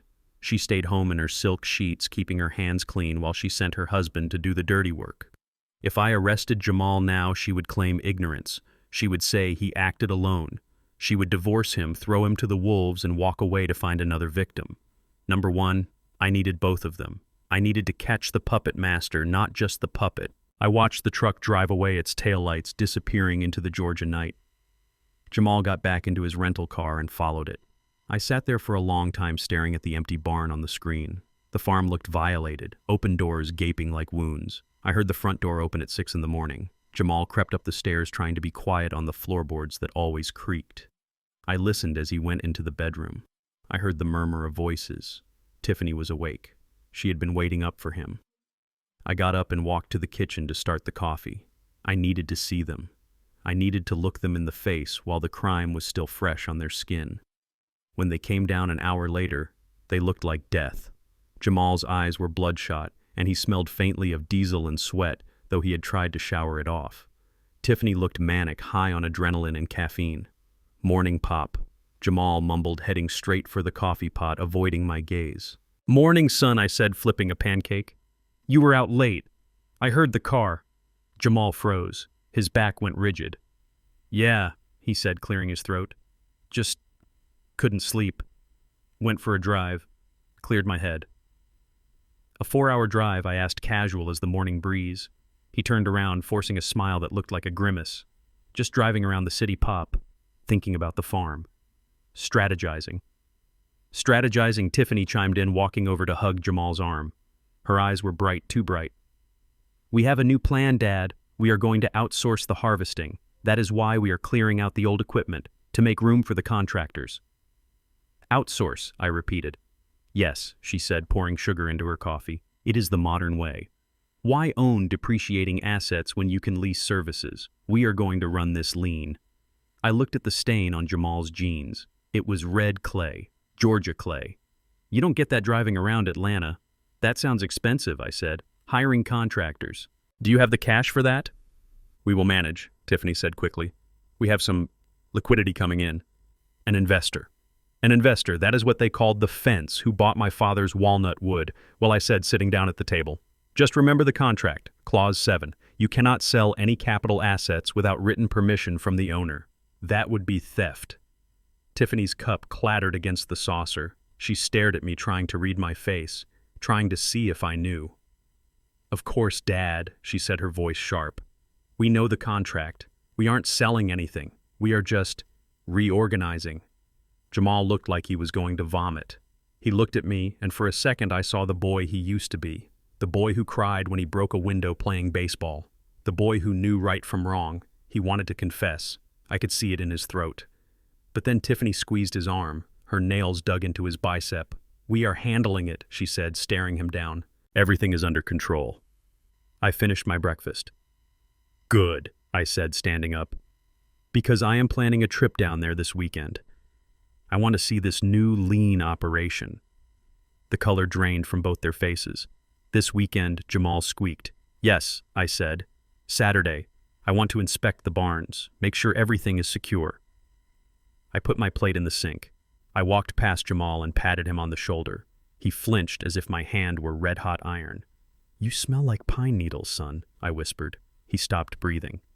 "Must be that new car freshener," I said, walking away. I went back to my study and locked the door. I opened the safe and took out the original deed, the one my father had given me. I traced the signature with my thumb. They had crossed the line. There was no going back now. They had stolen from the past, and they had mortgaged their future. I picked up the phone and dialed Simon. "Simon," I said, "it is time." "Time for what, Zeke?" "Time to prepare the eviction notice," I said. "And call the sheriff in McIntosh County. Tell him to expect a call from me on Saturday. I am going to report a grand larceny." But Zeke, Simon said, his voice concerned. "That is your son. If you report it, he goes to jail." I looked at the screen where the empty barn stood in the gray morning light. "My son died a long time ago, Simon," I said, my voice cracking just a little.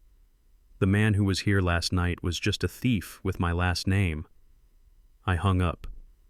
The second betrayal was complete. The first one broke my heart. This one broke my mercy. I sat there listening to them upstairs. They were arguing in hushed tones, probably about money, probably about the deposit they would make today with the dirty cash. They didn't know that the money they were holding was evidence, and the penthouse they were buying was just a cell in a different kind of prison. Saturday was coming, and judgment was coming with it. The middle of the week brought a strange and terrifying silence to my house. For days, the air had been filled with the sounds of panic arguments and the frantic typing of desperate calculations. Tiffany had been pacing the floor like a tiger in a zoo cage, realizing the meat truck was not coming. But suddenly on Wednesday afternoon, the pacing stopped. The shouting matches with Jamal behind their bedroom door ceased. The house settled into a stillness that felt heavy and suffocating, like the air before a tornado touches down. I was sitting in my study reviewing the footage from the farm. It was a disaster. The pecan trees were dropping leaves from the poison Jamal had sprayed. The irrigation was still broken. The few contract workers they had managed to hire were standing around smoking cigarettes because there was no one there to direct them. By my calculation, they had lost $30,000 in 4 days. They were not just failing the challenge, they were obliterating it. I expected Tiffany to come crashing into my room begging for a bailout. I expected Jamal to come crying to confess about the stolen harvester. But nobody came. I checked the camera feed from the kitchen. Tiffany was sitting at the island. She was not looking at farm spreadsheets anymore. She was on the phone, but her voice was low-hushed and dangerously calm. She was taking notes on a legal pad. Every few seconds she would nod and smile, a cold reptile smile that made the hair on my arms stand up. I switched the audio feed to high gain. "Yes, doctor, exactly," she whispered. "He becomes confused in the evenings. Sundowning, I think you call it. And the aggression. Yes. He threatened my husband with a hammer just yesterday." I froze. I had not held a hammer in 5 years. My hands were too stiff for carpentry now. She paused, listening to the voice on the other end. "I can have the affidavit ready by tomorrow," she continued. "And the medical history. You can sign off on it remotely based on my testimony, right?" "Excellent. The fee is no problem. We will wire it from the business account." I leaned back in my chair, feeling a cold knot form in my stomach. She was not trying to run the farm anymore. She realized she could not win the game I had set up. The soil was too honest for a liar like her, so she had decided to flip the board over. She was going back to her original plan, but this time she was bringing a nuclear weapon. Conservatorship. It is a word that scares old folks more than cancer. It means you are dead legally. You cannot sign a check. You cannot vote. You cannot choose where you live or who you see. You become a child in the eyes of the law, and your guardian becomes your master. I watched her hang up the phone. She ripped the page off the legal pad and folded it carefully. Then she walked to the fridge and poured herself a glass of wine. She looked satisfied. She looked like a woman who had just solved a difficult math problem by shooting the teacher. Thursday passed in a blur of tension. I stayed in my room, only coming out to get water. I noticed Jamal avoiding me even more than usual. He looked sick. His skin was gray and his eyes were rimmed with red. He knew. He knew what she was planning, and he was letting it happen. Friday morning arrived with a knock at the door. It was not a polite knock. It was the heavy, authoritative pound of the law. I was in the kitchen making toast. Tiffany was already there, dressed in black like a grieving widow. She didn't look at me. She looked at the door. "I will get it," she said softly. She opened the door. Standing there was a deputy sheriff. I knew him. It was Deputy Miller, a man I had barbecued with at the church picnic 3 years ago. But today, he was not smiling. He held a thick envelope in his hand. "Is Ezekiel Harper here?" he asked formally. "I am here, Miller," I said, stepping into the hallway. My voice was steady, but my heart was hammering against my ribs. "Mr. Harper, I have a service of process for you," Miller said. He wouldn't look me in the eye. He looked at his boots. "Emergency temporary conservatorship hearing and a medical evaluations order. You need to sign here. I looked at the papers. The text blurred for a second, then snapped into focus. Petitioner Tiffany Harper. Respondent Ezekiel Harper. Allegation advanced dementia. Violent paranoia. Inability to self-care. And there, stapled to the back, was a letter from a Dr. Eris Thorne, a man I had never met, a man who had never taken my blood pressure, never listened to my heart, never asked me the date. Yet there was his signature certifying that I was mentally incompetent and an immediate danger to myself and others. I took the pen Miller offered. My hand shook slightly as I signed, not from fear, from the sheer weight of the evil standing in my hallway. You have a court date on Monday morning, mister, Harper Miller said, taking the clipboard back. Until then, he hesitated, glancing at Tiffany. Until then, the court has granted temporary emergency guardianship to your son and daughter-in-law. You are not to leave the premises without their supervision. I felt the blood drain from my face. House arrest. In my own house. The house I built. Thank you, officer, Tiffany said, her voice dripping with fake sadness. We will take good care of him. It has been so hard watching him decline like this. Miller nodded and left. The door clicked shut. The sound was like the lock of a prison cell engaging. I stood there holding the envelope. I turned to look at them. Tiffany was leaning against the doorframe, arms crossed, a smirk playing on her lips. Jamal was standing behind her, staring at the floor, his hands deep in his pockets. So this is the play, I said, my voice low and rough. You couldn't grow pecans, so you decided to grow lies. It is not a lie, Dad, Tiffany said, walking past me into the kitchen. It is a necessary intervention. You are sick. You just don't know it. That is part of the disease. Anosognosia. Lack of insight. She poured herself a cup of coffee using my favorite mug. We tried to do it your way, she said, taking a sip.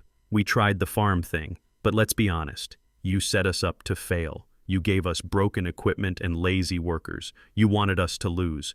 That is just your paranoia acting up. I looked at Jamal. Son, I said, look at me. He didn't move. Look at me, Jamal. I roared my voice, shaking the walls. He flinched and slowly lifted his head. His eyes were swimming with tears. Tell me you believe this, I said, pointing to the papers. Tell me you believe your father who built this house, who raised you alone after your mother died, who taught you how to read a blueprint. Tell me you believe I am crazy. Jamal opened his mouth. His chin trembled. Tiff says, he started, his voice cracking. Tiff says it is the only way to save the estate, Pop. The debts, the investors. If we don't get control, the bank takes everything. So you are trading your father for a condo, I asked. He looked away, unable to bear the weight of my gaze. It is just paper, Pop, he whispered. You will still live here. We will take care of you. Nothing changes, really. Just the signature authority. Everything changes, I said. You are stealing my life, Jamal. You are burying me before I am dead. Tiffany slammed her mug down on the counter. Enough drama, she snapped. It is done. The judge signed the temporary order. As of this moment, you are a ward of the state and we are your guardians. So go to your room, Dad, and give me your phone. We can't have you calling people and spreading delusions. She held out her hand. I looked at her hand. I looked at the long, manicured fingers that had never done a day of honest work. I wanted to crush it. I wanted to break every finger. But I knew that was exactly what she wanted. One act of violence, and she would have the proof she needed to lock me away in Shady Pines forever. I reached into my pocket and pulled out my old flip phone. I placed it in her palm. She smiled victorious. Good boy, she said. Now go upstairs. We have business to discuss with the real estate agents. I walked to the stairs. My legs felt heavy as lead. Every step was a battle. I could hear them behind me. See, she whispered to Jamal. It was easy. He knows he is beaten. By Monday, we will have permanent control. We can sell the farm by Wednesday. I reached the top of the stairs and walked into my bedroom. I closed the door. I didn't lock it. I wasn't allowed to lock doors anymore, apparently. I walked over to the window and looked out. The sun was shining. The birds were singing. The world outside was normal, but inside, I was a ghost. I sat down on the edge of my bed. I looked at the picture of Beatrice. They took my phone, B, I whispered. They took my rights. They think they took my voice. But they forgot one thing. I reached under the mattress and pulled out a small burner phone. a cheap prepaid device I had bought at the gas station 3 weeks ago along with the chewing gum, just in case. My hands were shaking as I dialed. Simon picked up on the first ring. "They served me." "Simon," I said. "I know Zeke." Simon said, his voice grim. "I saw the filing on the docket an hour ago. It is bad, Zeke. They have a doctor's affidavit. It is a fake doctor," I said. "Dr. Thorne.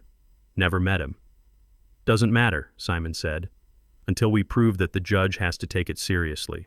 You are on lockdown until Monday." "What do we do, Simon?" "We fight," Simon said. "But Zeke, you have to keep your cool. If you shout, if you argue, if you act angry in that courtroom, they will use it against you. You have to be ice." "I am the iceberg, Simon," I said. "And Zeke," Simon added, "you need hard proof. The video of the theft, that is good for the criminal case, but for the mental health case, we need something that proves you are sane and she is a liar. We need to discredit that doctor." I looked at the hidden camera I had installed in the vent above my bed. "I can't leave the house," I said. "You don't have to," Simon said. My investigator dug up some dirt on Dr. Thorne. He lost his license in Florida for writing fake prescriptions. He is working under a provisional license here. He is desperate for money. "How much did she pay him?" I asked. $5,000, Simon said. "We saw the wire transfer from your business account this morning. She labeled it consulting fee." I closed my eyes. They used my own money to buy the handcuffs. "Bring the records to court on Monday," I said. "I will," Simon said. "And Zeke, lock your door tonight. Desperate people do desperate things when they think they have won." I hung up and hid the phone inside a hollowed-out book on my shelf. I lay down on the bed. I could hear them downstairs opening a bottle of wine. They were toasting to my demise. They were celebrating the death of Ezekiel Harper the man. But Ezekiel Harper wasn't dead. He was just waiting. Monday morning was going to be a bloodbath, but not the kind they expected. They were bringing a fake doctor and a forged narrative. I was bringing the truth recorded in high definition. I looked at the ceiling where the camera blinked its silent red eye. Keep watching, I thought. The show is just getting started, and the final act is going to be a masterpiece. Monday morning in the Fulton County Family Court smells like floor wax and broken promises.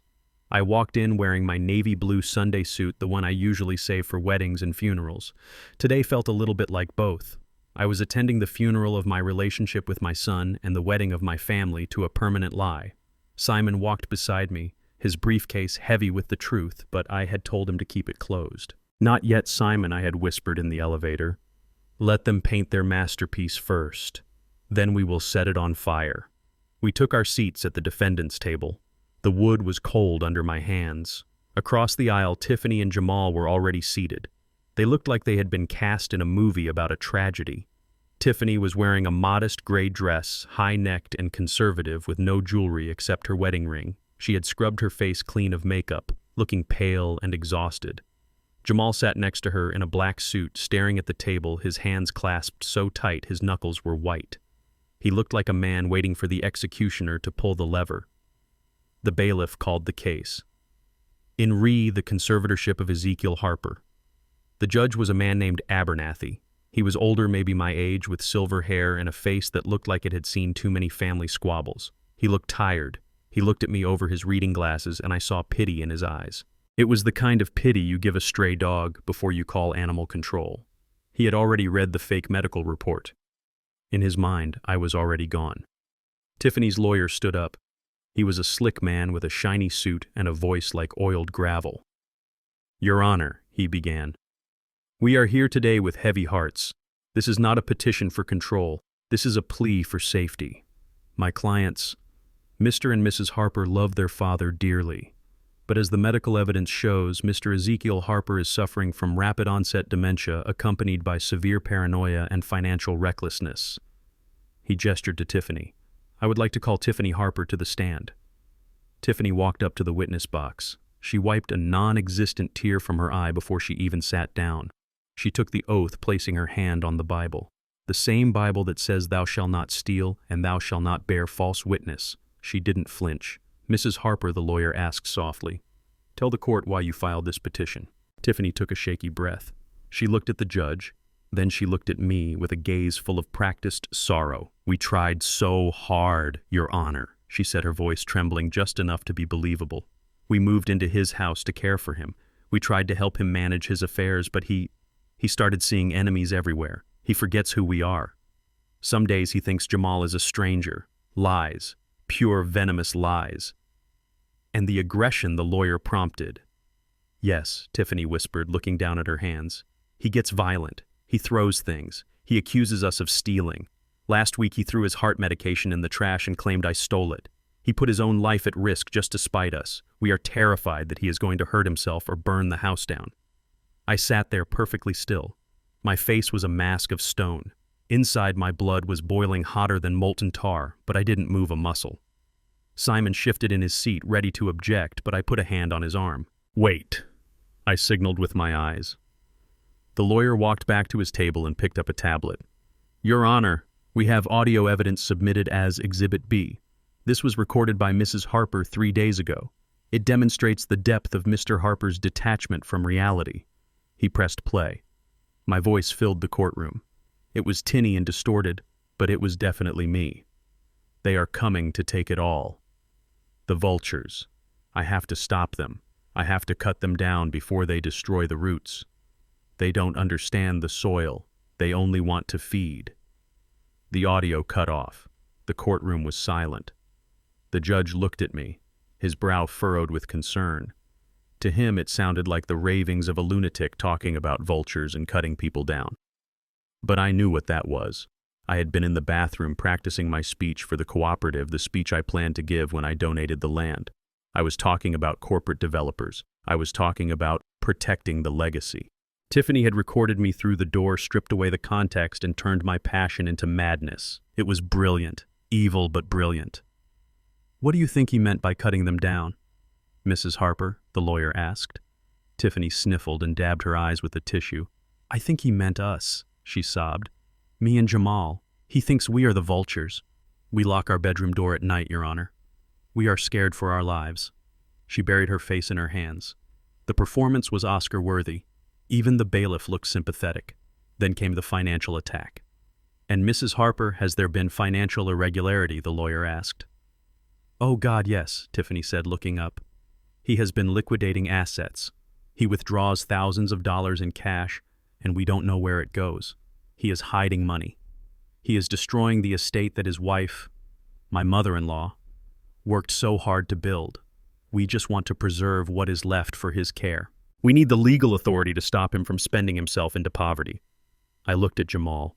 He was the only one who knew the truth.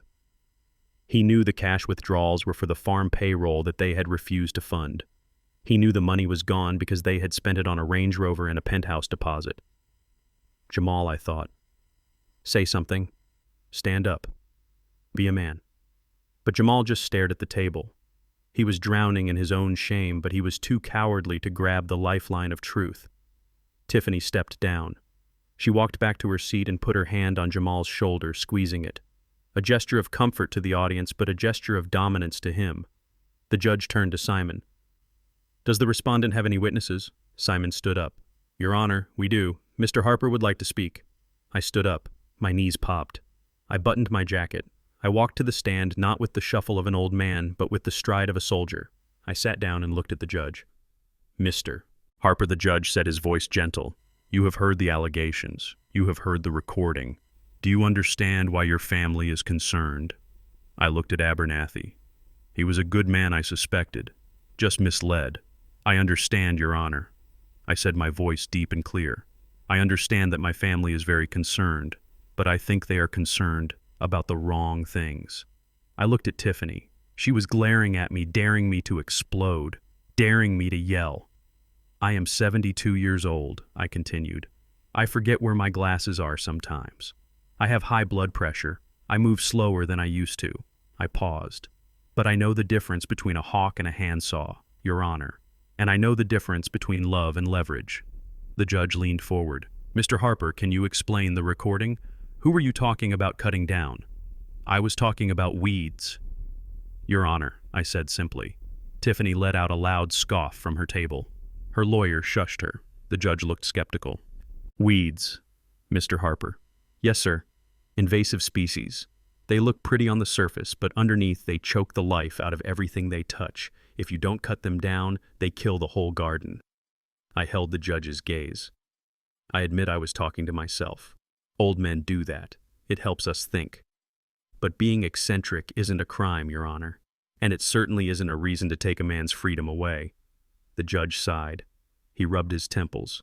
He looked at the medical report again, the one signed by Dr. Thorne. Mr. Harper, I appreciate your eloquence, but I have a sworn affidavit here from a medical professional stating that you are in cognitive decline. I have testimony from your primary caregivers that you are a danger to yourself. And frankly, that audio recording is disturbing. He looked at Tiffany and Jamal. The court's primary duty is the protection of the vulnerable. Based on the evidence presented, I am inclined to grant the conservatorship. It seems clear that you need help, Mr. Harper, even if you do not want to admit it.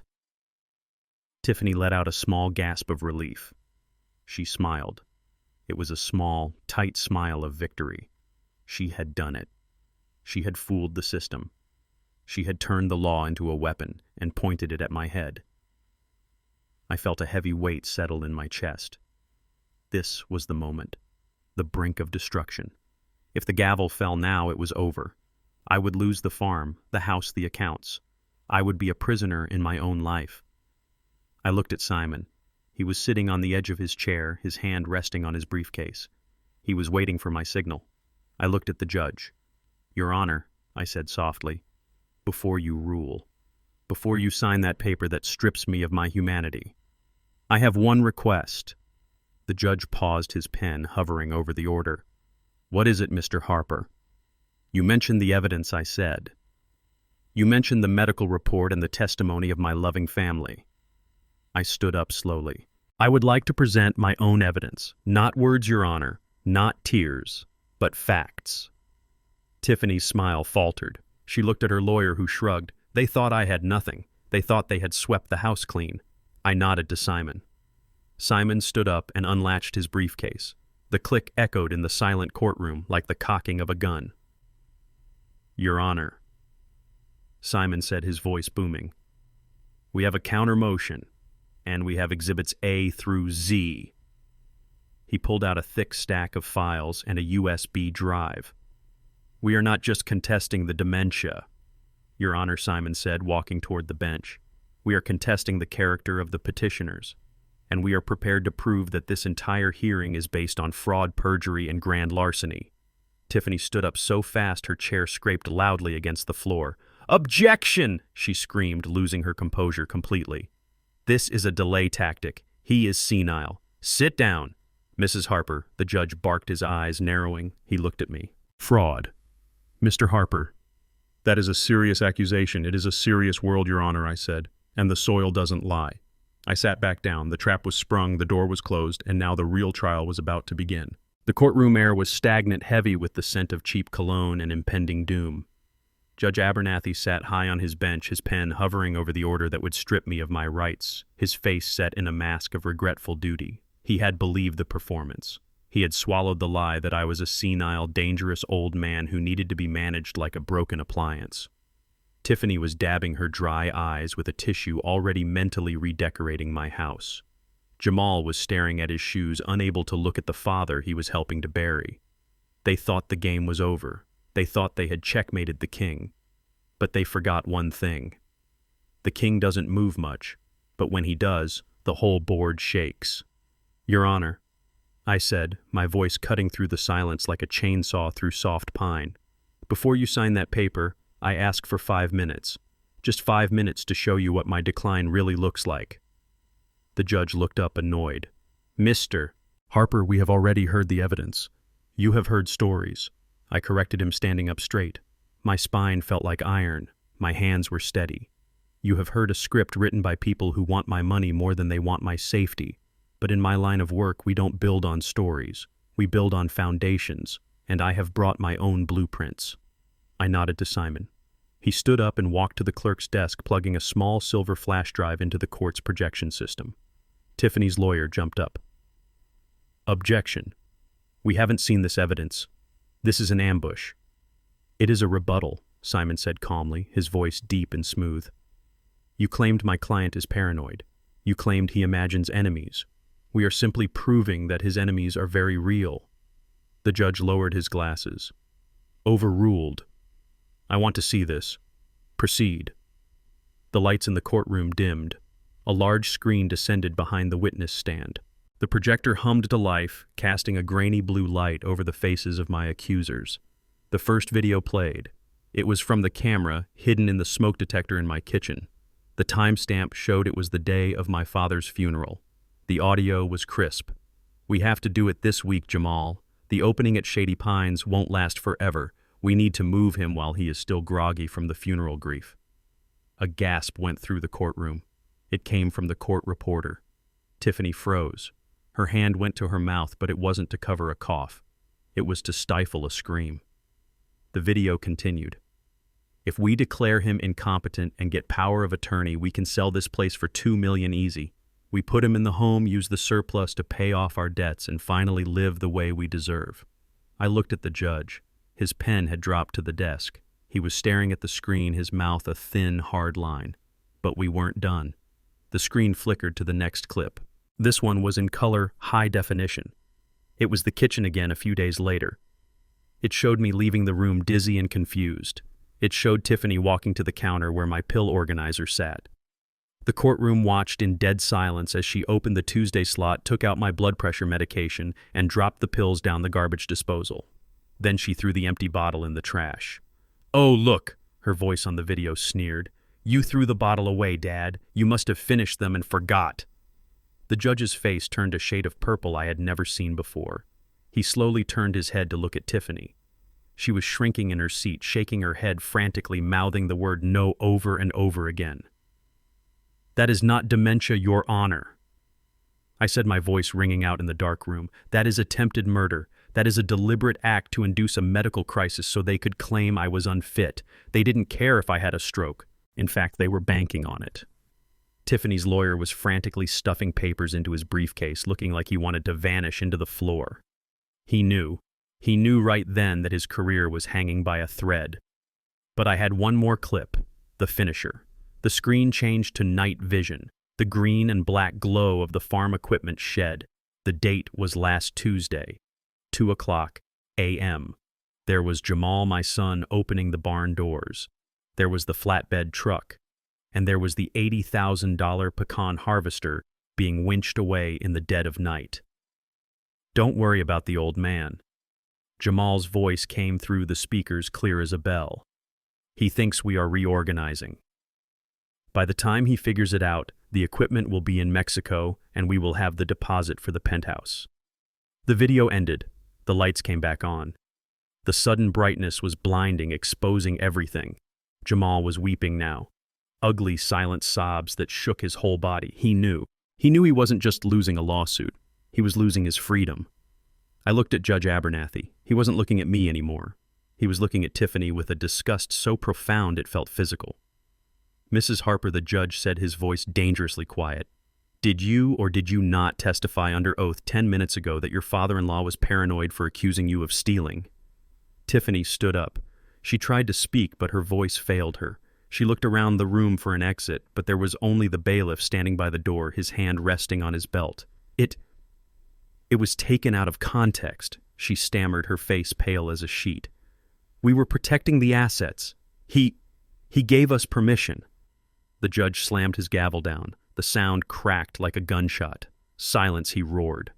"You have perjured yourself in my courtroom. You have presented a fraudulent petition.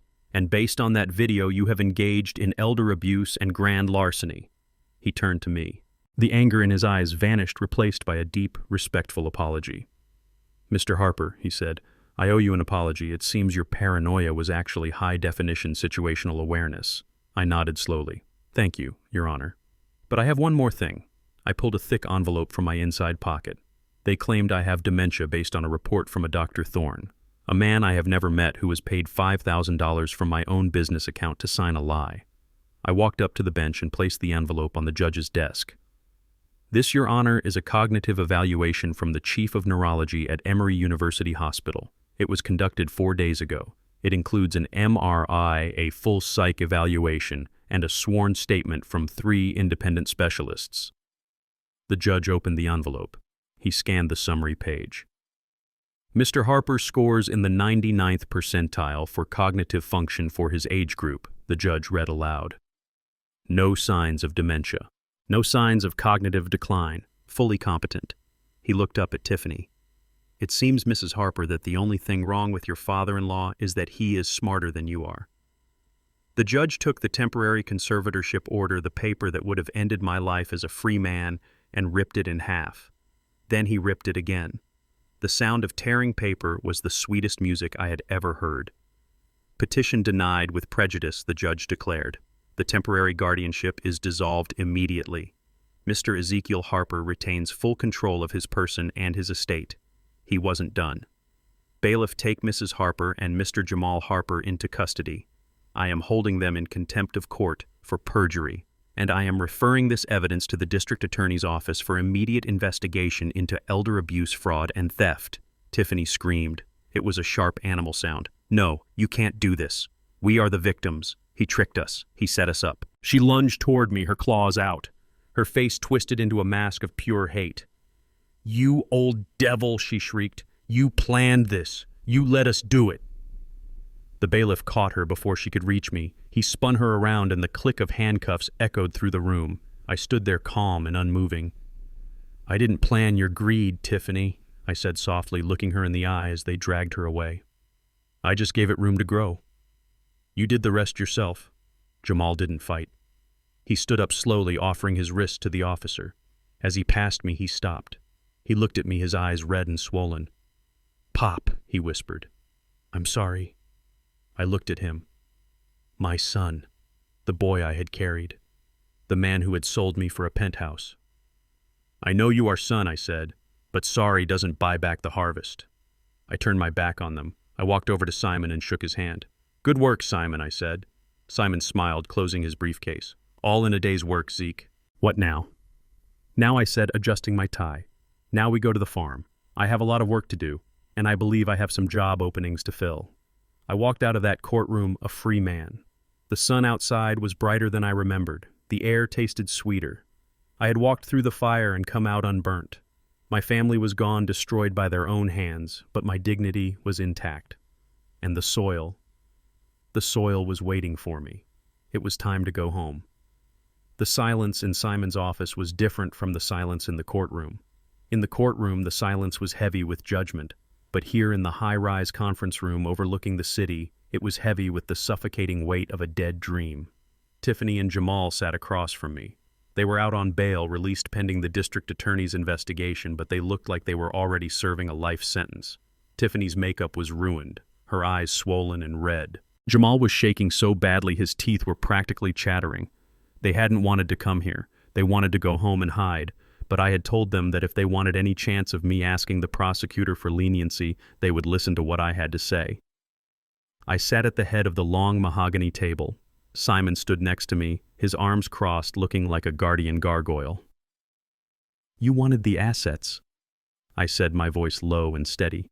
You destroyed a family. You broke the law. You humiliated yourselves in public because you wanted the assets. You wanted the Harper estate.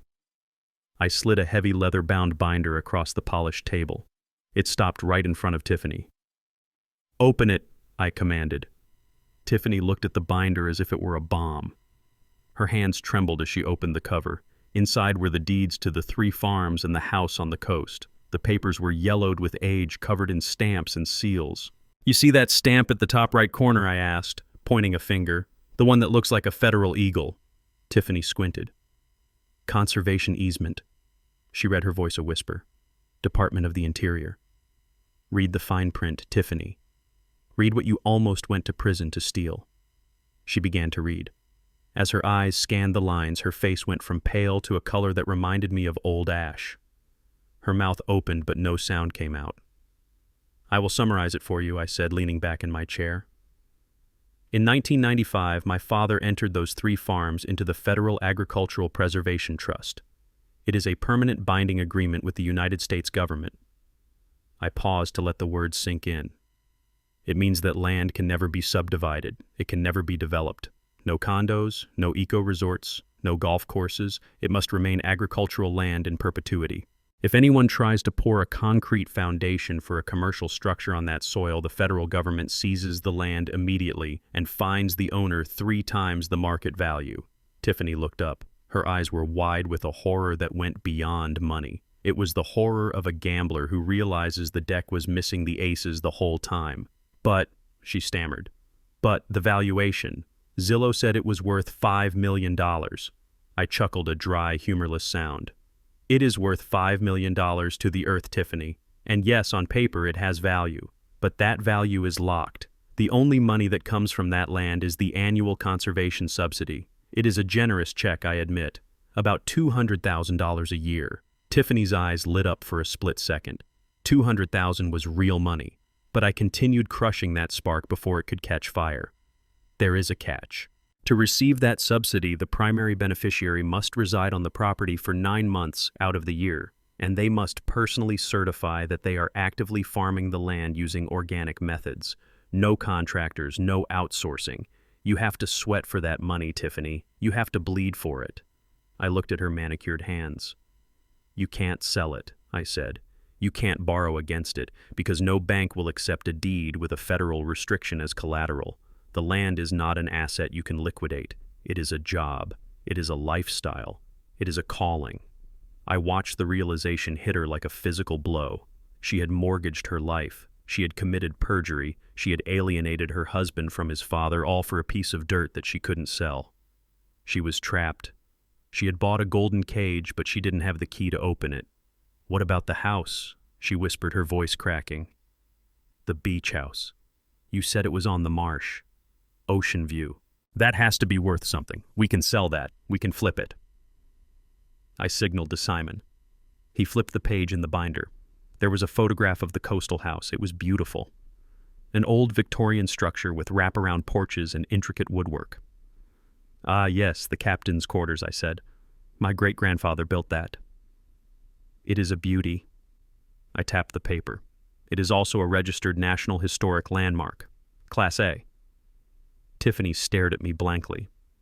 That means you cannot tear it down, I explained. You cannot renovate the exterior. You cannot even paint it a different color without a hearing before the Historical Society. And the maintenance. The salt air eats that wood alive. It costs about $40,000 a year just to keep it standing. If you don't maintain it to historical standards, the state fines you. I leaned forward, staring deep into her soul. It is a money pit, Tiffany. It is a place for family to gather and fish and tell stories. It is not a flip. It is not a spec house. It has zero commercial value because the cost of upkeep exceeds the market rental rate. Tiffany slumped back in her chair. The binder slid from her fingers. So it is all worthless, she whispered. The millions? The empire? It is all worthless. I stood up and slammed my hand on the table, making them both jump. It is not worthless, I roared. It provided for my family for 3 generations. It put food on the table. It sent Jamal to college. It is priceless because it is freedom. But to you, to a parasite who only knows how to consume and not how to create, yes, to you it is worthless. Jamal put his head in his hands and started to rock back and forth. The penthouse, he moaned. The deposit. Tiff, we spent the money. We spent the $50,000. We owe the creditors. If we can't sell the land, how do we pay them back? Tiffany didn't answer. She was staring at the wall, catatonic. The math was finally adding up in her head. Penthouse deposit, $50,000. Gone. Legal fees for the fake doctor, $5,000. Gone. Credit card debt for the lifestyle, $20,000. Total liquid assets from the Harper estate, 0. She looked at me, and for the first time I saw true fear. Not the fear of getting caught, but the fear of ruin.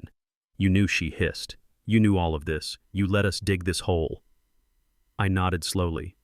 I tried to tell you, I said. On the first day. I told you it was a burden. I told you it was hard work. I told you I wanted to give it to charity. But you didn't listen. You heard what you wanted to hear. You saw dollar signs where you should have seen sweat. I walked over to the window and looked out at the city. I gave you a choice, I said, not looking at them. I gave you a 6-month challenge. If you had actually worked the land, if you had respected the soil, you would have found all this out. You would have learned about the subsidies. You could have made a good, honest living. Maybe not a penthouse living, but a good life. I turned back to them. But you took the shortcut. You tried to cheat, and now you are paying the price. I looked at Simon. Show them the door, Simon. I am done here, Dad. Jamal pleaded, standing up. Dad, please. The bank is going to sue us. We will lose everything. The Range Rover, our apartment, everything. I looked at my son. You lost everything the moment you let that woman convince you to steal from your father, I said, cold as ice. You made your bed, Jamal. Now you have to sleep in it. And I suggest you get used to sleeping on a hard mattress because where you are going, the thread count is very low. Tiffany stood up. She tried to muster some dignity, but she just looked like a broken doll. You are a cruel old man, she spat. I smiled. A genuine smile this time. No, Tiffany. I am a farmer, and I just cleared the weeds from my garden. They walked out of the office. The heavy oak door clicked shut behind them. I sat down in the chair they had vacated. I picked up the binder and closed it, running my hand over the leather. My legacy was safe. The land was safe. Simon walked over and poured 2 glasses of scotch. He handed one to me. That was brutal, Zeke, he said. It was necessary, I replied, taking a sip. The scotch burned, going down a clean, honest burn. What happens to them now? Simon asked. I looked at the closed door. Now the real world happens to them, I said. The debt collectors, the district attorney, the divorce lawyers. I finished the drink and stood up. Come on, Simon. I have a bus to catch. I need to get back to the coast. The fish are biting and I have a house that needs painting. And unlike them, I don't mind the work. The drive back to Buckhead was a journey into the abyss for my son and his wife. I did not ride with them. I took a cab, a quiet ride where the driver listened to jazz and did not ask me why a man in a funeral suit looked like he had just won a war and lost a heart at the same time. I wanted to get there first.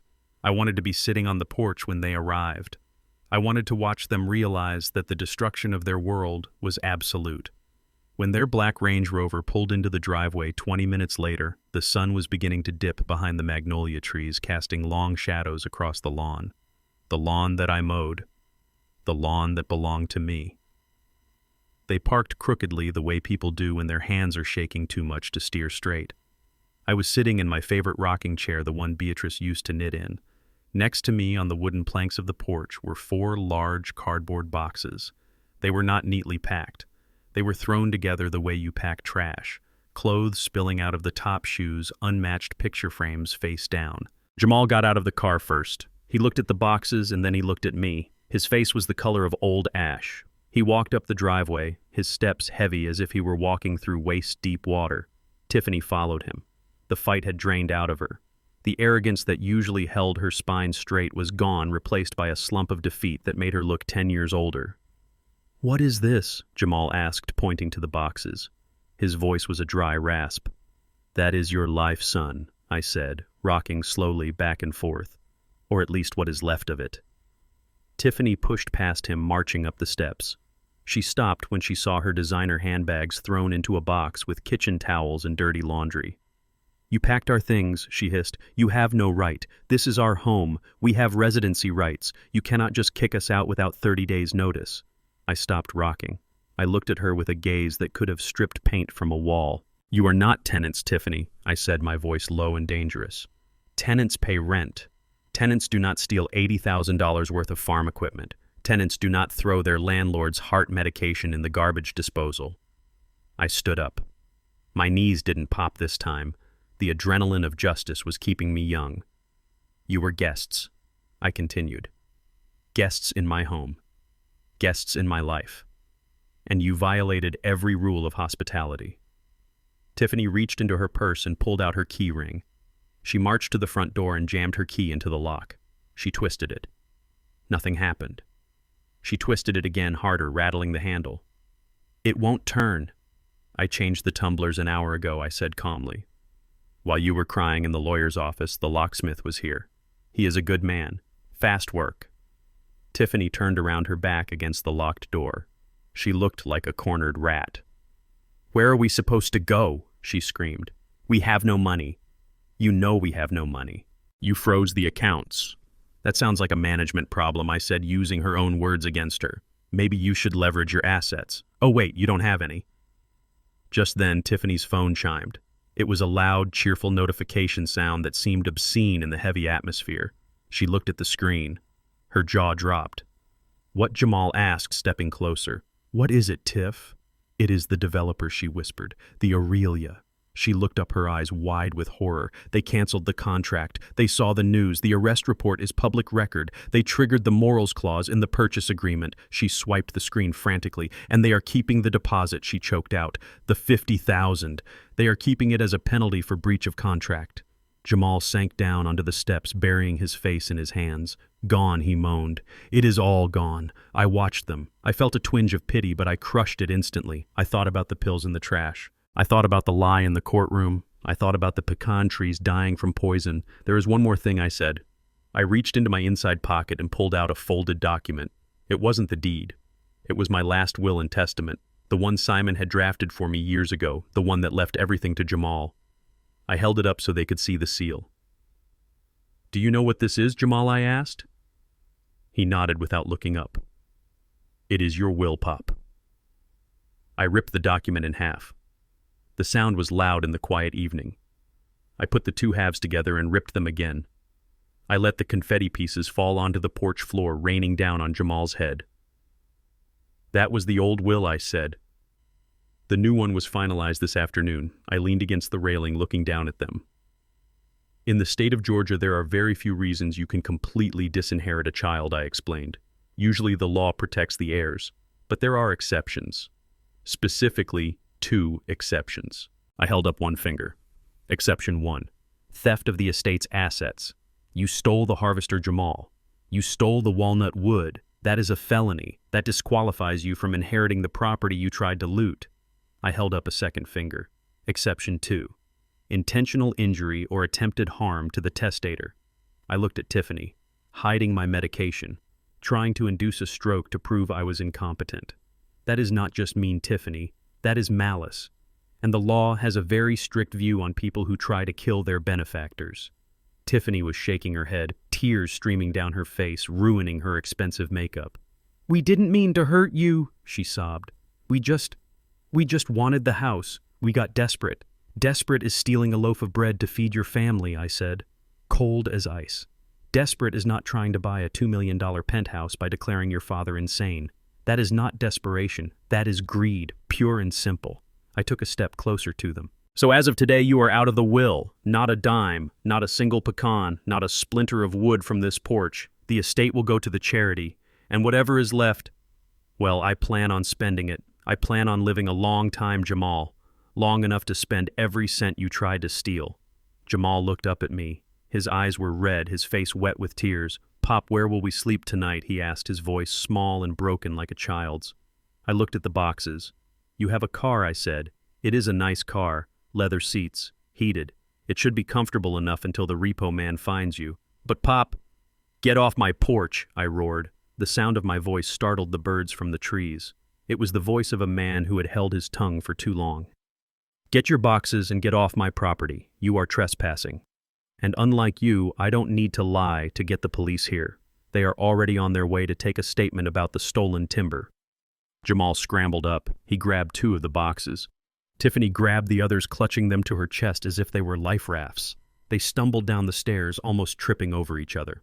They threw the boxes into the back of the Range Rover. I watched them get in. I watched Jamal fumble with the keys, his hands shaking so bad he dropped them twice. I watched Tiffany sobbing in the passenger seat, banging her fists against the dashboard. They backed out of the driveway. Jamal clipped the mailbox as he turned, leaving a dent in the bumper of the car he would lose in a week. They drove away down the street, disappearing around the corner. I stood there on the porch alone. The silence returned. But this time it wasn't a lonely silence. It was a peaceful silence. It was the silence of a house that had been purged of a sickness.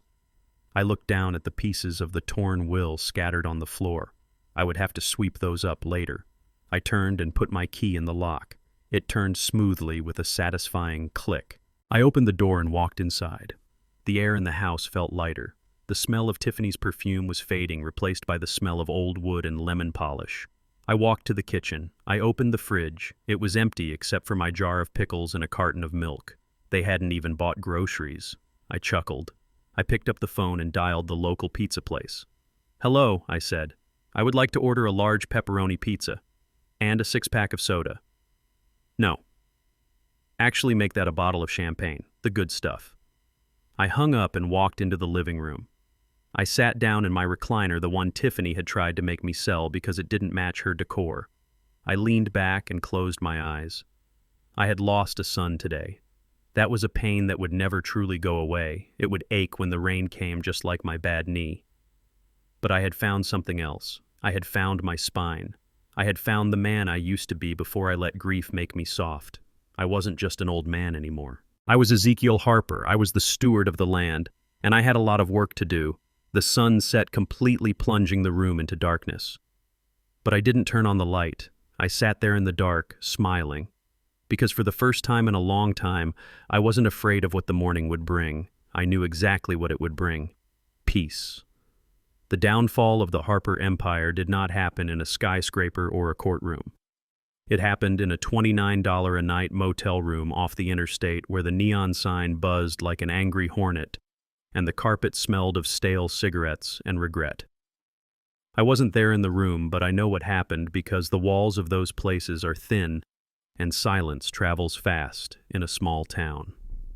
For 3 days, Jamal and Tiffany had been holed up in room 104, hiding from the repo man who was hunting the Range Rover and the process server who was hunting them for the stolen timber. They had $12 left between them. The credit cards were dead.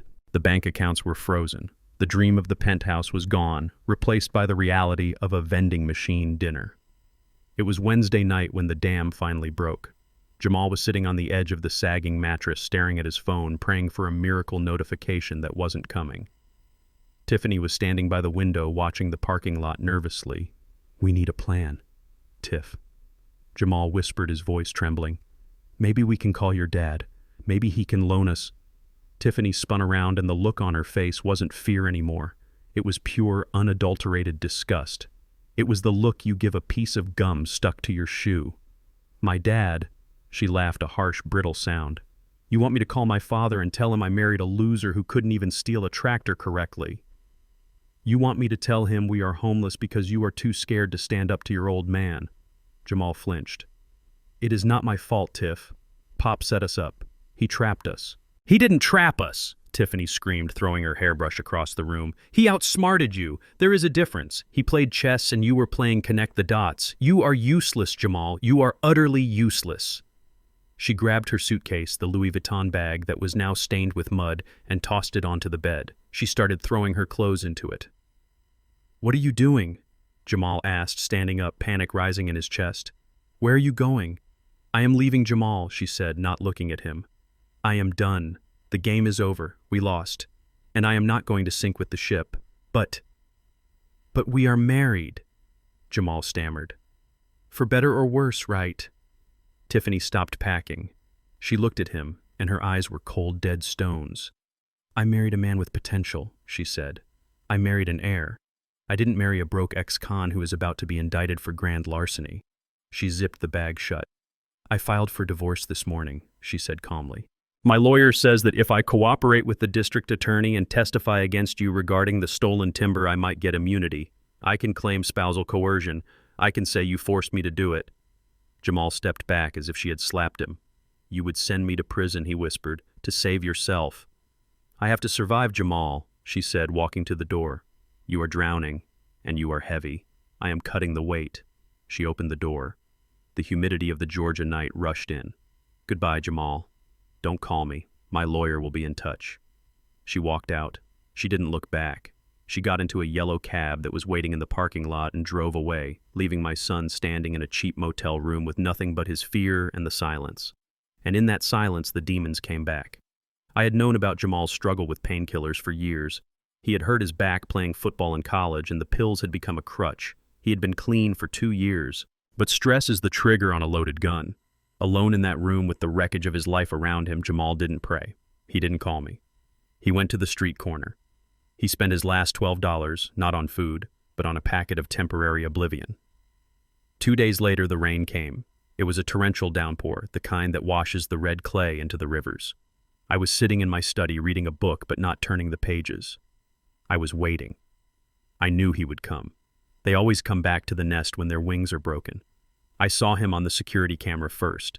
He was walking up the long driveway, soaking wet, shivering violently. He wasn't wearing his suit anymore. He was wearing dirty jeans and a t-shirt that was torn at the shoulder. He looked like a ghost. He looked like a stranger. He reached the front gate. It was a high iron gate I had installed years ago. He grabbed the bars and shook them. "Pop," he screamed. "Pop, let me in. Please." I stood up. My heart hammered against my ribs. Every instinct in my body as a father screamed at me to run out there to open the gate, to wrap him in a warm towel and feed him soup, to fix it, to make the bad world go away. But I stayed where I was. I gripped the edge of my desk until my knuckles turned white. If I opened that gate, I would kill him. If I let him in, I would just be enabling the sickness that Tiffany had fed, and the addiction that was now eating him alive. He didn't need a father right now. He needed a wake-up call. I put on my raincoat and walked out the front door. I walked down the driveway, stopping 5 feet from the gate. The rain poured down on us, a curtain of water separating my world from his. Pop Jamal sobbed, pressing his face against the cold iron bars. "Pop, I am sorry. She left me. She took everything. I have nowhere to go. I am hungry, Pop. Please open the gate." I looked at him. I saw the dilated pupils. I saw the tremors in his hands. I saw the track marks on his arm that the rain couldn't wash away. "You are high, Jamal," I said, my voice flat and hard. He shook his head frantically, sending spray everywhere. "No, Pop, number one. I am just cold. I just need a place to sleep. Just for tonight. Please. I am your son." "You are an addict, Jamal," I said. "And you are a thief. And right now you are not my son. You are a stranger wearing my son's face." I reached into my pocket and pulled out a piece of paper. I had laminated it so the rain wouldn't ruin it. I slid it through the bars of the gate. Jamal looked at it. It wasn't money. It wasn't a check. It was a list. "What is this?" he asked, wiping water from his eyes. "That is a list of 3 residential rehab centers in the county," I said. "They are state-funded. They are free, but they are hard. No phones, no visitors. Hard work and therapy." I pointed to the second name on the list. "I called the director at this one. He is expecting you. If you walk there, it will take you 2 hours. If you run, it will take you 1. Jamal crumpled the paper in his fist. "Rehab," he screamed. "I don't need rehab. I need my dad. I need money. I need help. I am helping you." I roared, my voice thundering over the storm. "Giving you money now would be putting a gun in your hand. Letting you in this house would be digging your grave." I reached into my other pocket and pulled out a business card. I slid that through the bars, too. "And this," I said, "is the number for Mr. Henderson. He runs a masonry crew downtown. He needs men to carry bricks. It pays minimum wage. It is back-breaking work. It will make your hands bleed." I stepped closer to the gate, looking deep into his bloodshot eyes. "You want to be a man, Jamal. You want to build an empire. Then start by building a wall. Start by getting clean." Jamal fell to his knees in the mud. He dropped his head against the bars, sobbing uncontrollably. "I can't do it, Pop. I can't do it alone." "You have to do it alone," I said, my voice cracking with the effort to hold back my own tears. "Because I carried you for 40 years, son. And look where it got us. You have to walk this part by yourself." I turned my back on him. It was the hardest thing I have ever done in my life. Harder than burying my wife. Harder than facing the judge. Every step back to the house felt like I was dragging a chain. "Pop, don't leave me," he screamed. "Pop!" I didn't turn around. "Go to the clinic, Jamal," I shouted back without stopping. "Get clean. Work the job. Pay your restitution. And when you can stand on this porch and look me in the eye without shaking, then we will talk. Then you will have a father. But until then, you have a list." I walked up the steps and into the house. I closed the heavy door and locked it. Then I slid down the wood and sat on the floor in the dark hallway. I buried my face in my knees and I cried. I cried for the little boy who used to chase fireflies in the yard. I cried for the man who had lost his way. But I knew I was right. The soil doesn't lie and neither does rock bottom. He had to hit it. He had to feel the mud in his mouth before he could remember how to stand up. I listened to the rain drumming on the roof. Outside, the gate was silent. I waited an hour. Then I checked the security camera. The driveway was empty. The laminated paper with the rehab centers was gone. The business card was gone. He had walked away. Not toward the city, not toward the dealers, but toward the west, toward the clinic. I touched the screen, tracing the empty road. "Walk, son," I whispered. "Just keep walking. It is a long road back, but I will leave the porch light on. Not for tonight, but for the day you earn your way back home." The salt air of the Georgia coast has a way of eating through metal, but it also has a way of healing a man's soul. It has been exactly 365 days since I walked out of that courtroom in Atlanta and drove south. One full turn of the seasons. I sat on the end of the long wooden pier I had rebuilt with my own hands, listening to the rhythmic slap of the water against the pilings. The sun was rising, painting the marsh grass in shades of gold and copper. My fishing line bobbed in the dark water, not because I was hungry, but because fishing teaches you patience. And patience, I have learned, is the only thing that truly separates the wise from the foolish. The house behind me. The captain's quarters was no longer a gray, rotting ghost. It gleamed white in the morning light. I had scraped every inch of that siding myself. I had replaced the rotten boards on the porch. I had glazed the windows. My shoulders ached in the evenings and my hands were rougher than sandpaper, but every time I looked at that house, I saw dignity. It stood tall against the wind, just like I did. I heard the crunch of tires on the gravel driveway. It was the mail carrier, a nice woman named Sarah, who always stopped to ask about the fish. She waved from her Jeep and put a single envelope in the box. I didn't rush to get it. I reeled in my line, checked the bait, and cast it out again. Desperation rushes. Peace takes its time. When I finally walked up the boardwalk to the mailbox, I knew who the letter was from before I saw the handwriting. It was a plain white envelope, no return address label, just a name scrawled in black ink, Jamal Harper. I sat down on the porch steps, the wood warm under my legs. I held the letter for a long time. The last time I had held a paper from my son, it was a lawsuit trying to declare me insane. My hands trembled slightly, not from fear, but from a hope so fragile I was afraid to breathe on it. I opened it. Inside was a cashier's check for $500, and a letter written on notebook paper, the kind with the blue lines. "Dear Pop, I hope the fishing is good down there. I remember you saying the reds run thick in October. I am writing this from a small apartment in Marietta. It is not much, just a room really, but it is quiet. I got the job with Mr. Henderson." You were right, Pop. Carrying bricks is the hardest thing I have ever done. My hands bled for the first 2 weeks. My back feels like it is breaking every night. I come home so tired I can't even think about using. I just eat and sleep. I have been clean for 6 months and 12 days. The counselors at the center say I am doing good, but I know I have a long way to go. I am learning that trust is harder to build than a brick wall. Enclosed is $500. It is my first restitution payment for the timber. I know it is not much compared to what I stole, but I earned every cent of this pop. I didn't borrow it. I didn't steal it.